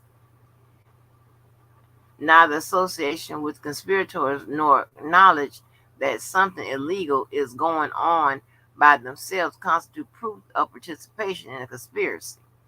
Okay, so it says neither association with the conspirators nor knowledge that something illegal is going on themselves constitute proof of it. Okay. So this instruction has been given for many years in the Seventh Circuit. Instruction B may be given where a defendant charged with a substantive crime, such as assault or possession of narcotics, alleges that although he was present at the scene of the crime, he was not a participant in the criminal activity. All right. So I think that was a page, that instruction that J-Bo had an issue with. It says it is proper for an attorney to interview any witness in preparation for trial. You have heard a recorded conversations and seen video recordings. This is proper evidence that you should consider together with and in the same way you consider the other evidence. You were also given transcripts of the conversations of the recordings to help you follow the recordings as you listen to them. Now, I remember J-Bo having a problem with this. The recordings are the evidence of what was said and who said it. The transcripts are not the evidence. If you notice any difference between what you heard in a conversation and what you read in the transcripts, your understanding of the recording is what matters. In other words, you must rely on what you heard and not what you read. And if you cannot hear or understand certain parts of the recording, you must ignore the transcripts as far as those parts are concerned. I am providing you with the recordings and a device with instructions on its use. It is up to you to decide whether to listen to the recordings during your deliberations. You may, if you wish, rely on your recollection of what you heard during the trial. If during your deliberations you wish to have another opportunity to view any transcripts, you listen to a recording, send a written message to the Marshall Court security officer, and I will provide you with the transcripts. Y'all remember Dave will have an issue with that. Okay, let's see what this is. This is in red. It says you have heard evidence that before the trial, witnesses made statements that may be inconsistent with their testimony here in court. You may consider an inconsistent statement made before the trial only to help you decide how believable a witness's testimony was here in court. If an earlier statement was made under oath, then you can also consider the earlier statement as evidence of the truth of whatever the witnesses said in the earliest statement. So this is meaning, okay, so this is separate from what I said. This is talking about believability of a witness. Okay, remember, the credibility of a witness is very important. All right. So that's different when I was talking about whatever they say when they're under oath. They're in this trial because they're under. They could have lied back then, but the perjury and the consistency and believability and all that stuff, it matters in this trial while they're under oath or under penalty or whatever they have under penalty of perjury, because it could be some statements that they made under penalty of perjury that got in the evidence. Okay, so because I don't know, but their testimony should be is what considered would be considered for the perjury and this, that, and the third, whatever, if they lied, right? Okay, under the penalty of perjury or under oath in 2022. Okay, they're talking about, they're saying that they can use, like, just say that the defense put up, I ain't gonna say the defense because the prosecution didn't put it out, put up the what they said back in the day about, they lied or whatever in 2002 and 2008 or whatever those dates was, whatever. They're simply saying that it is okay to use the fact that they lied back then in this 22, with regards to this 2022 trial, with regards to their believability, their consistency, their reliability. It's saying it's all right to use that, okay, but it has nothing to do with the other that I was talking about. If y'all can understand that, it's not nothing. Has nothing to do with what is considered lying and penalty of under penalty of perjury or under oath in 2022. And let me see. It says, see United States versus Severson. It says an early inconsistent statement not given under oath, admissible only for the purposes of impeachment. It says inconsistent statement given under oath at trial, hearing, or other proceeding or deposition is not hearsay. Okay? Meaning, if it's not hearsay, it's not offered up for the truth of the matter asserted. So it's admissible. Okay. I hate rules of evidence. I swear, oh God, it's too much. But y'all get what they're saying here. Here's another thing up and highlighted in red. It said, you have heard testimony from witnesses who were promised benefits in return for their testimony and cooperation with the government. You may give these witnesses testimony whatever weight you believe is appropriate, keeping in mind that you must consider that the testimony with caution and great care. Okay, so right there, they're saying, hey, because they know the defense is going to make a big deal about the inconsistent statements and this, that, and the third. They're saying, hey, you can consider it, or you can give it whatever weight you want to, as far as like the immunity and stuff like that. That's what they're talking about. And it says, noted the Supreme Court only that the use of informers may raise serious questions about credibility. To the extent that they do, a defendant is entitled to have the issue submitted to the jury with careful instructions. Okay. It says certain summaries charts were admitted into evidence. You may use those summaries charts as evidence, even though the underlying documents evidence are not here. The accuracy of the summaries charts have been challenged. The underlying documents evidence have also been admitted so that you may determine whether the summaries charts are accurate. It's up to you to decide how much weight you give the summary charts. Certain summary charts were shown to you to help explain other evidence that was admitted, specifically identity of demonstrative exhibit if appropriate. These summary charts are not themselves evidence or proof of any facts, so you would not have these particular summaries charts during your deliberations. If they do not correctly reflect the facts shown by the evidence, you should disregard the summary charts and determine the facts from the underlying evidence.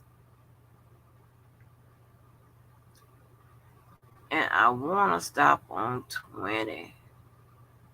I know y'all like, Angie, you gonna stop? Yeah.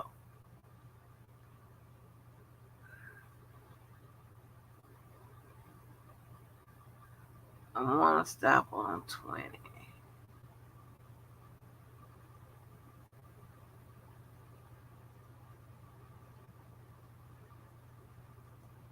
I know y'all can't believe it. Like, goddamn.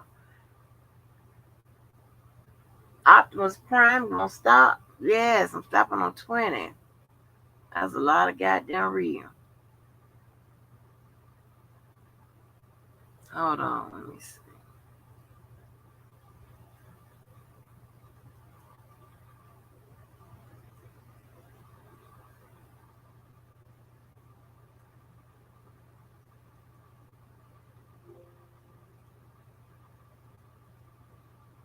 And I'm gonna stop on 20, child.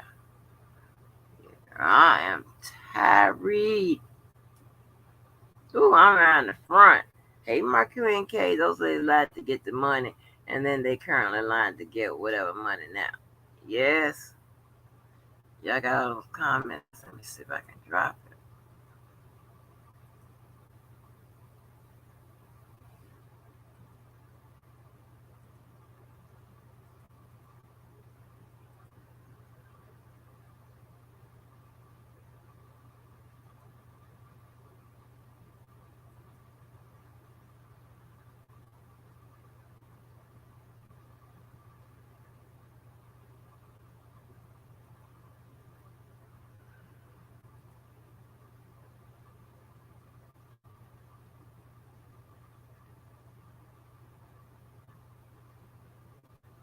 What's going on? What's going on with the deleted message?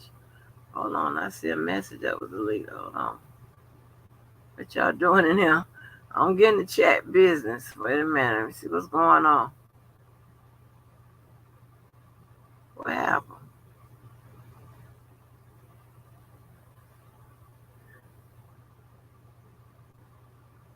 What's going on, millionaire? What's happening? What's happening?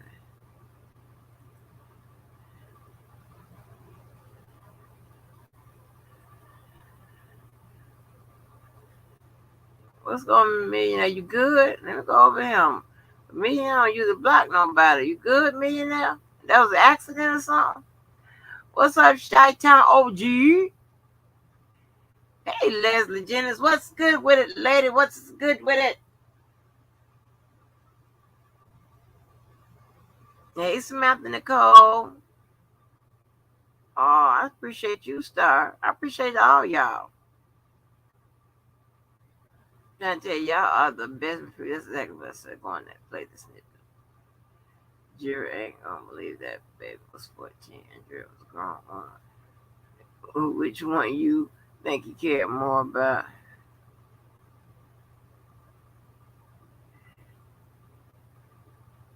Child, let me tell you something. You know, people may look at the tactics and the strategies and the way lawyers move, whatever, but you got to think.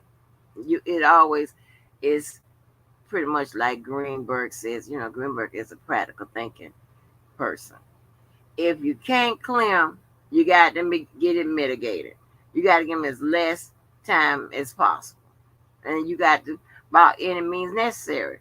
Hell, you look at Drea. You know, she got the body of a little small boy. Shit. Hey, hey, you know, go for it. I don't know if somebody gonna believe it, but go for it. You got to go for it.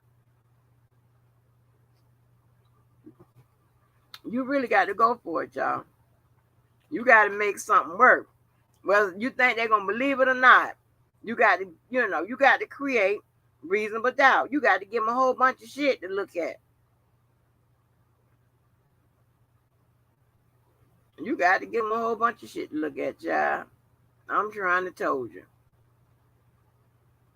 I am trying to told you. I got no time for that. I'm on cooking detail. You cooking, Miss Leslie? You always cooking.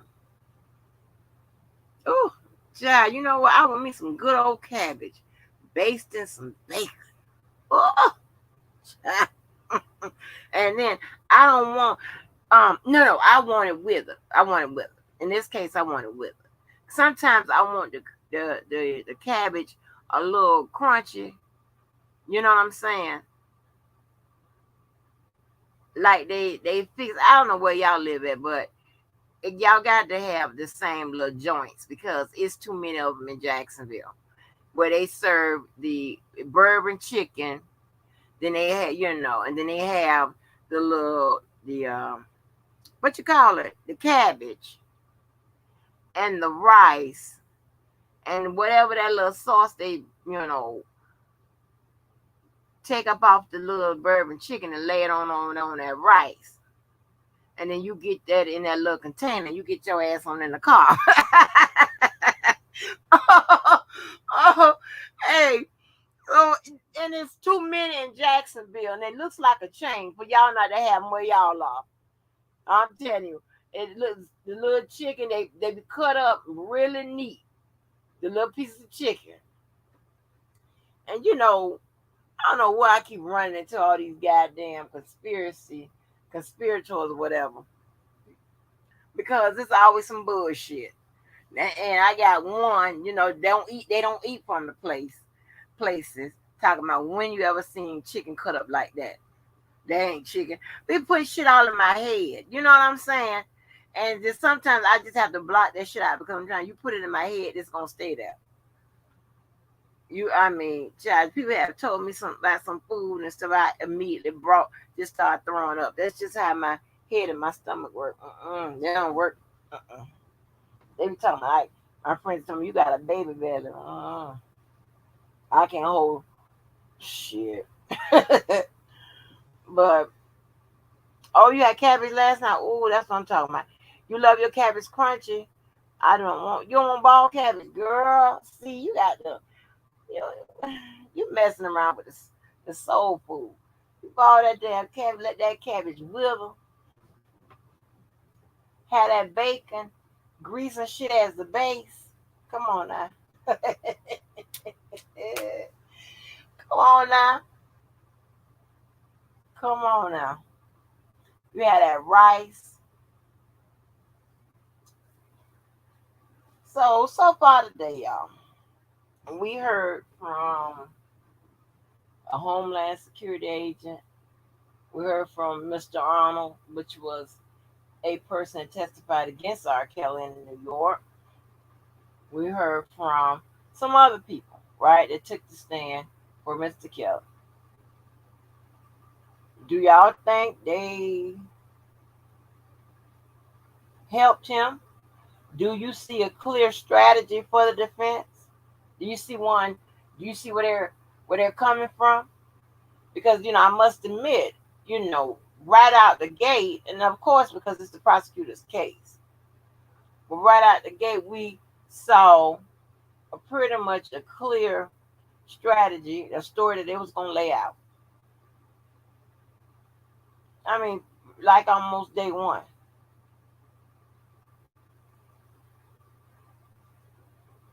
We know what parts of the case they were striking at. Now I can say through the cross from the defense, we knew what parts of the case that they were counter striking. But since this is a defense case in chief, remember case in chief means only the representation of the case, right? When the prosecution was up, it was the prosecutor's case in chief. When the defense is up, it's the defense case in chief. Besides the counter, today, could y'all tell a little bit like where they trying to go?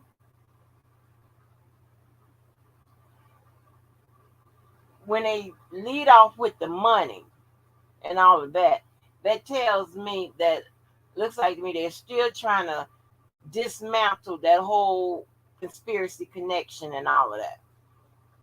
That's what it tells me. That that's one thing it's telling me. I didn't pick up too much from today, from what I read. Maybe, the people with the daily updates can fill us in on more. Maybe hopefully I get to catch Dottie or whatever. But I mean, do y'all see anything?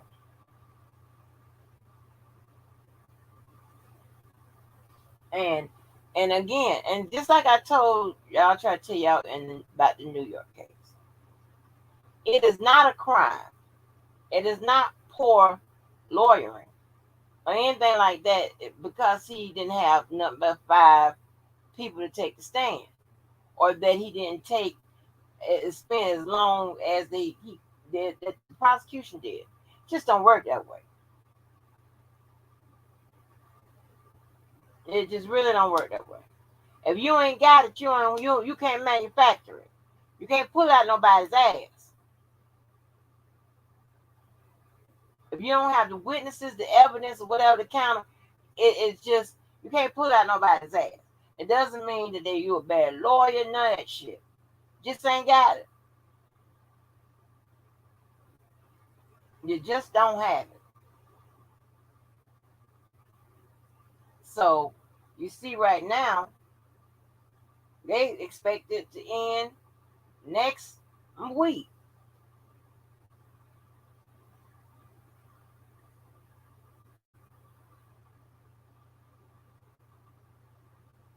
Do you foresee them coming up with some witnesses that can make a major impact, or is this just going to be a salad defense? Right, just throw it all out there, go for all of it, and if we can distract and confuse the jury, and if we can make the jury say, but maybe it could be this. I know we saw this, I know we read this, I know we heard about this, but it can also be this. Right now, I do. It was smart for them to come up with this person that said that R. Kelly was there a whole another year.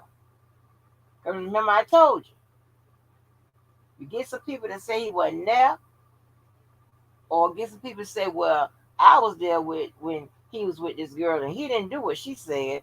Get those type of people taking a stand, you might can get a little something going, a little friction going. But the only thing that would hurt that is if the prosecutor comes back with dead set records and no, this toll booth receipt shows that your ass was there. Or this eyewitness says that you was there in 1999. As long as that eyewitness ain't Lisa Van Allen, you be good. All right. She done lied about it.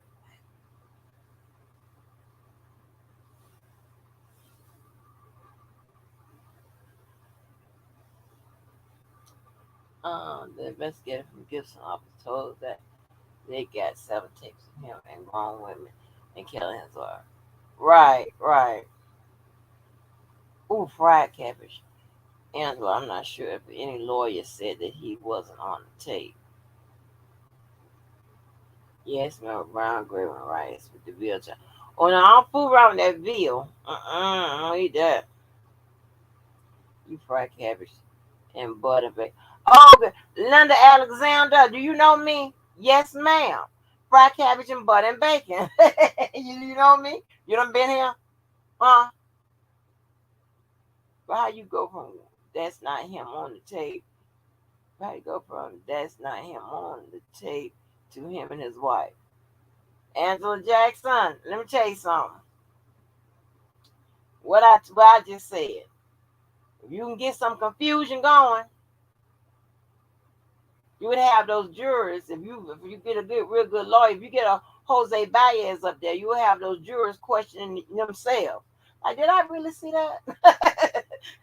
When he get finished talking all that damn nonsense or whatever, you don't listen. You like, huh? I don't know where I am. You were like, what state am I in?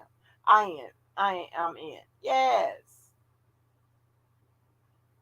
Yes. I think he should have kept Greenberg crossword. Yes, Shop Baby one. Yes, Greenberg and Von Jean would have made an awesome team on some of this stuff. An awesome team. Because Because let me tell you something. When they said that Greenberg was still trying to talk to R. Kelly and he wasn't talking to him, and Greenberg kept defending him and shit like that, even though he wasn't on.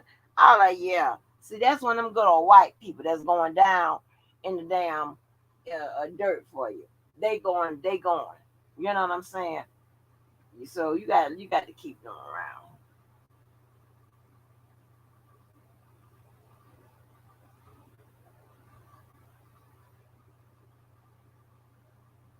Y'all, I got to listen. I'm gonna have to shout out y'all again, right? Shout out to all you people that go outside the house and work. Okay, honey, when I tell you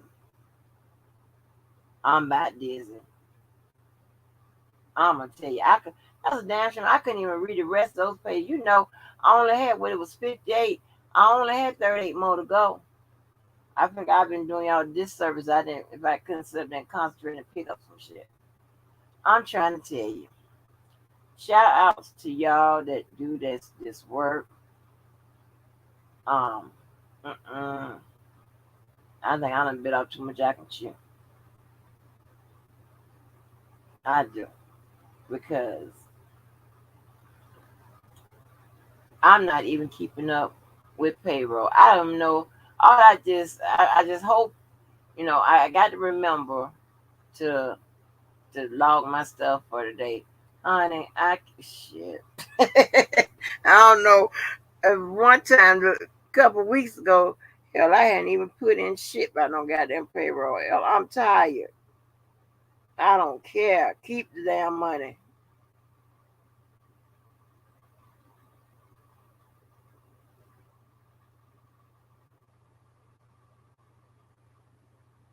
Keep the damn money. You hear what I say? I'm tired.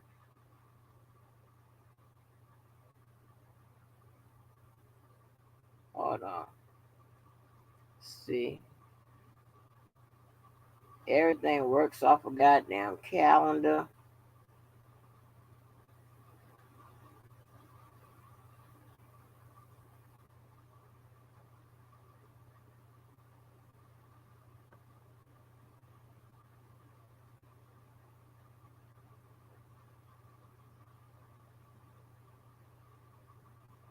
Yes, honey. These I just got something. Listen, I ain't lying. I just got something back. People said I didn't.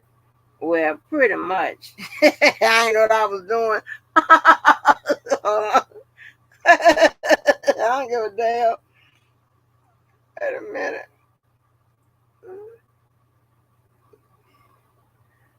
Like, what the hell was I supposed? I didn't even know what I was doing. It was so crazy. I had told JoJo, I said, listen, I'm nervous as hell to go out here and try to do this first thing. I was. Them people said, hold on, look at my feedback. We appreciate your efforts. I look forward to seeing the improvements after collaborating with your RM. Thank you for your support and welcome to the team. And the lady said, the RM said, this is Angelina's first visit. I reviewed uh, her her work and her opportunities for the next ones. All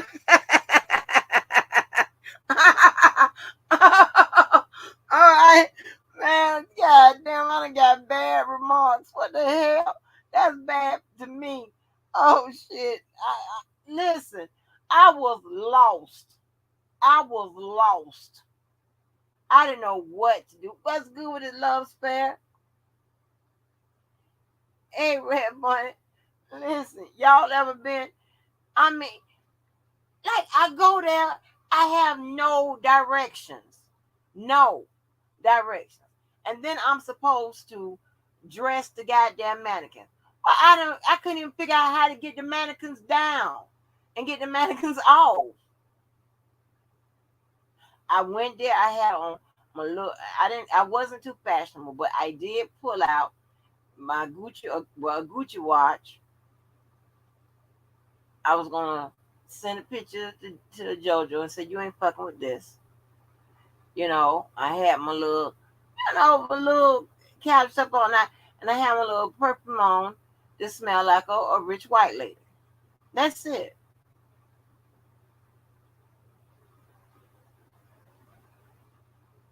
I'm going out there to do a fashion project.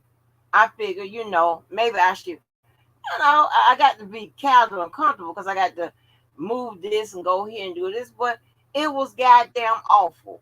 It was a new brand that they done brought. It's awful. It was awful. Baby. Mm-mm. Y'all. Mm-mm. Y'all heard them up for that feedback. Like, bitches, you gonna pay me for it? Because I see the payment for uploaded for that one store, that one department. But let me tell you something. Although most of the visit, I'll tell you the truth, because I'll just tell you the truth. I was sitting down all in the back room. I went to eat. I had a knot in my stomach because I was so scared. I just don't like, I just don't like not to be perfect. And I tried to get my child to come, and she was like, "I work for that chain, so I can't come. I can't." I'm like, "You don't never want to break the law or nothing." I know that sounds strange coming from me, but what I'm talking about, she could have came out there because the only thing she did was look in the system and told me where I was supposed to be looking. That's fine, but can you help me get this motherfucking mannequin down? One of the mannequins had a broke arm. I don't know how. I'm supposed to be dressing them goddamn mannequins and shit. Well, I told you I had a friend. I know someone. I ain't gonna say friend. I know someone that that does did the rooms to go in Ethan Allen. Her concept is kind of the same.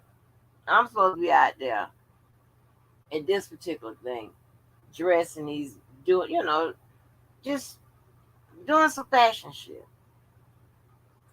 But I don't know how to get. So I Googled last night how to dress a mannequin. So it tells you how to take it down off the base and all this bullshit. And you supposed to take the arms off and shit. Well, I couldn't even, you know, I, I did a horrible job. I'm so sad.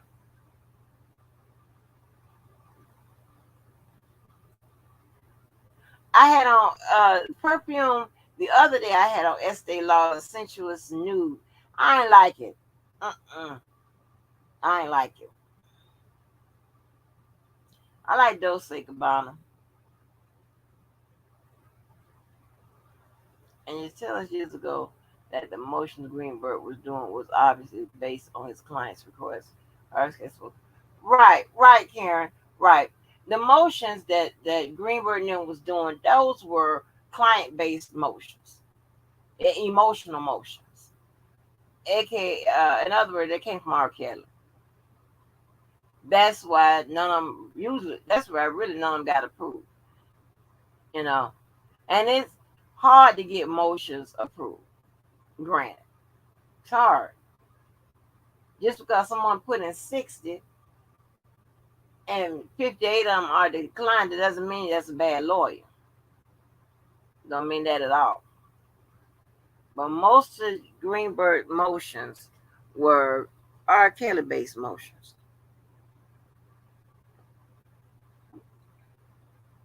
That's why I used to say I can tell that he was panicking.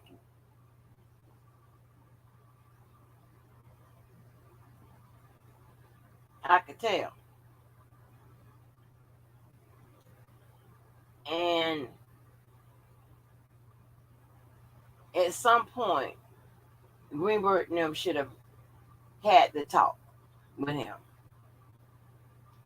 and to tell him that, listen, I understand, what's going on, blah, blah, blah, blah, blah, blah. You are in the driver's seat. But all I want to do is ride in the front seat with you.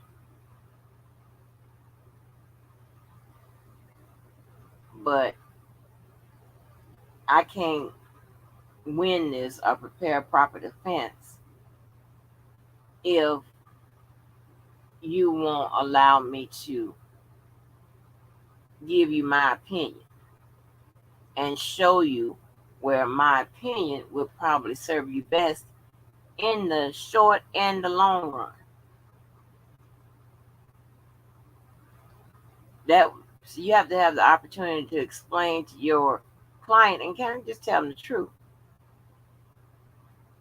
that with regards to your case and the different forms of evidence that they have, there are only certain ways that we can attack this. There are only certain ways. And because I know the most successful ways to attack it, I'm going to need your support in helping me provide you with those successful ways. I'm going to need you to listen to me. And I'm going to listen to you. And what you tell me, I'm going to incorporate it into what I already know. And then we can both put forth the best defense for you.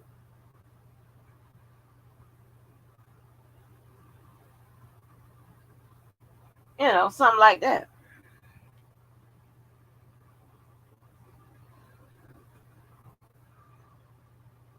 Because I can tell that whatever Bonjean told him, he trusts her. He is riding with her. He really is. You know what, Shaw Baby one, Estee Lauder and Dior, as far as perfumes, I can never go wrong, right? I was shocked when I had that Estee. I put the Estee Lauder, and I was like, "Oh my gosh!" And that bottle wasn't cheap. That bottle was like $80, $80 something. That wasn't cheap. But so I brought that sight unseen, right? I did I looked at what the smell, the notes were and stuff like that, and said, okay, that's something that sound like something I would wear, whatever. Oh, thank you, Karen. Oh Lord, y'all gonna help me out so much. Ooh, I'm gonna meet my $100 threshold. Ooh, thank you so much. I appreciate it. But I sat up there and put that because I got tired of wearing that Jador. I love Jador. Honey, I got how much I bought was $233 with this. That was after a discount. I got a 5-ounce bottle of Jador. Woo! That is my favorite. I probably shouldn't have told y'all that because you motherfuckers stopped buying it. But I love Jador. It make everybody stop and say, or people that just really know them. Oh, that's Jador. Because, that's that scent. It don't smell, it smells the same way from, I can remember what, 15, wow, my daughter, probably 20 years, close to 20 years. I love Jador. I keep a bottle of Jador. I love it. And you can't help someone that doesn't want to help themselves. I think he had that talk with him. It just wouldn't listen. Right, right, right. I remember him saying that, and that's hard when you have a client like that. You just R. Kelly was listening to too many people. And more important, listen to the goddamn people from the YouTube.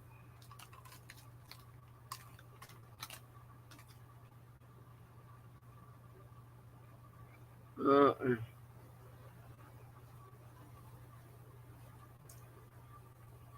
But you just have to have that talk. You just got to calm them down. You got to tell them this is reality. This is the reality.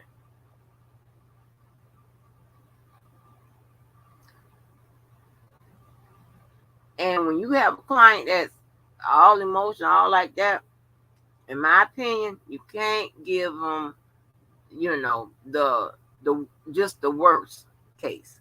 You got to give them the best case scenario. And it's not always in a quarter, or you going home. But give him the best case scenario for his situation,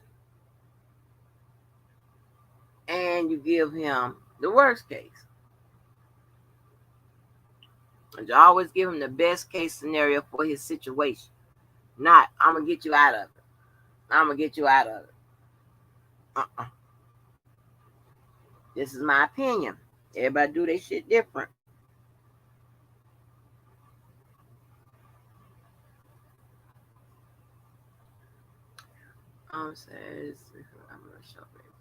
Yeah. So y'all, I'm not gonna hold y'all much longer. I appreciate y'all. Thank you so much, Karen Shaw, baby. Thank y'all so much. I surely appreciate that. I'll have something to read tomorrow. But honey, it's crazy. I really have something to do, but honey, I think all I'm gonna do is what? Worry about getting paid. Lord, I gotta remember to put my damn pay in for today. I'm so goddamn tired.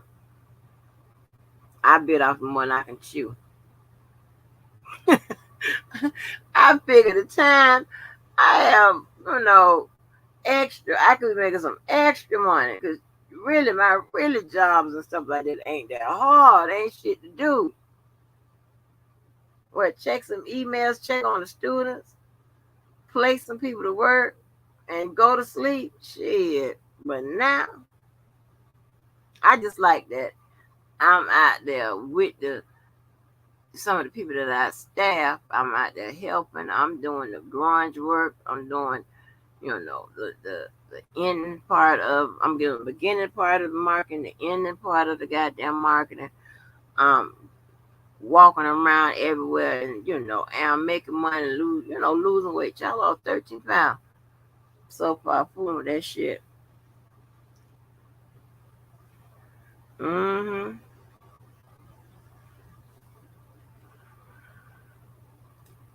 Oh, you have a great weekend, y'all. Well, I showed up. I appreciate y'all to the fullest. I do. And with that being said, honey, I'll put another one in the book because we did some reading. Shouts out to everybody that came through. Y'all participation is humbling, y'all. I do appreciate it. So once again, thanks to the host, the hostess, and guests, and everybody else. Make sure you love yourself, love somebody, and do good for someone else. And to the next live, because I put this in the book. Peace out and be good and be careful.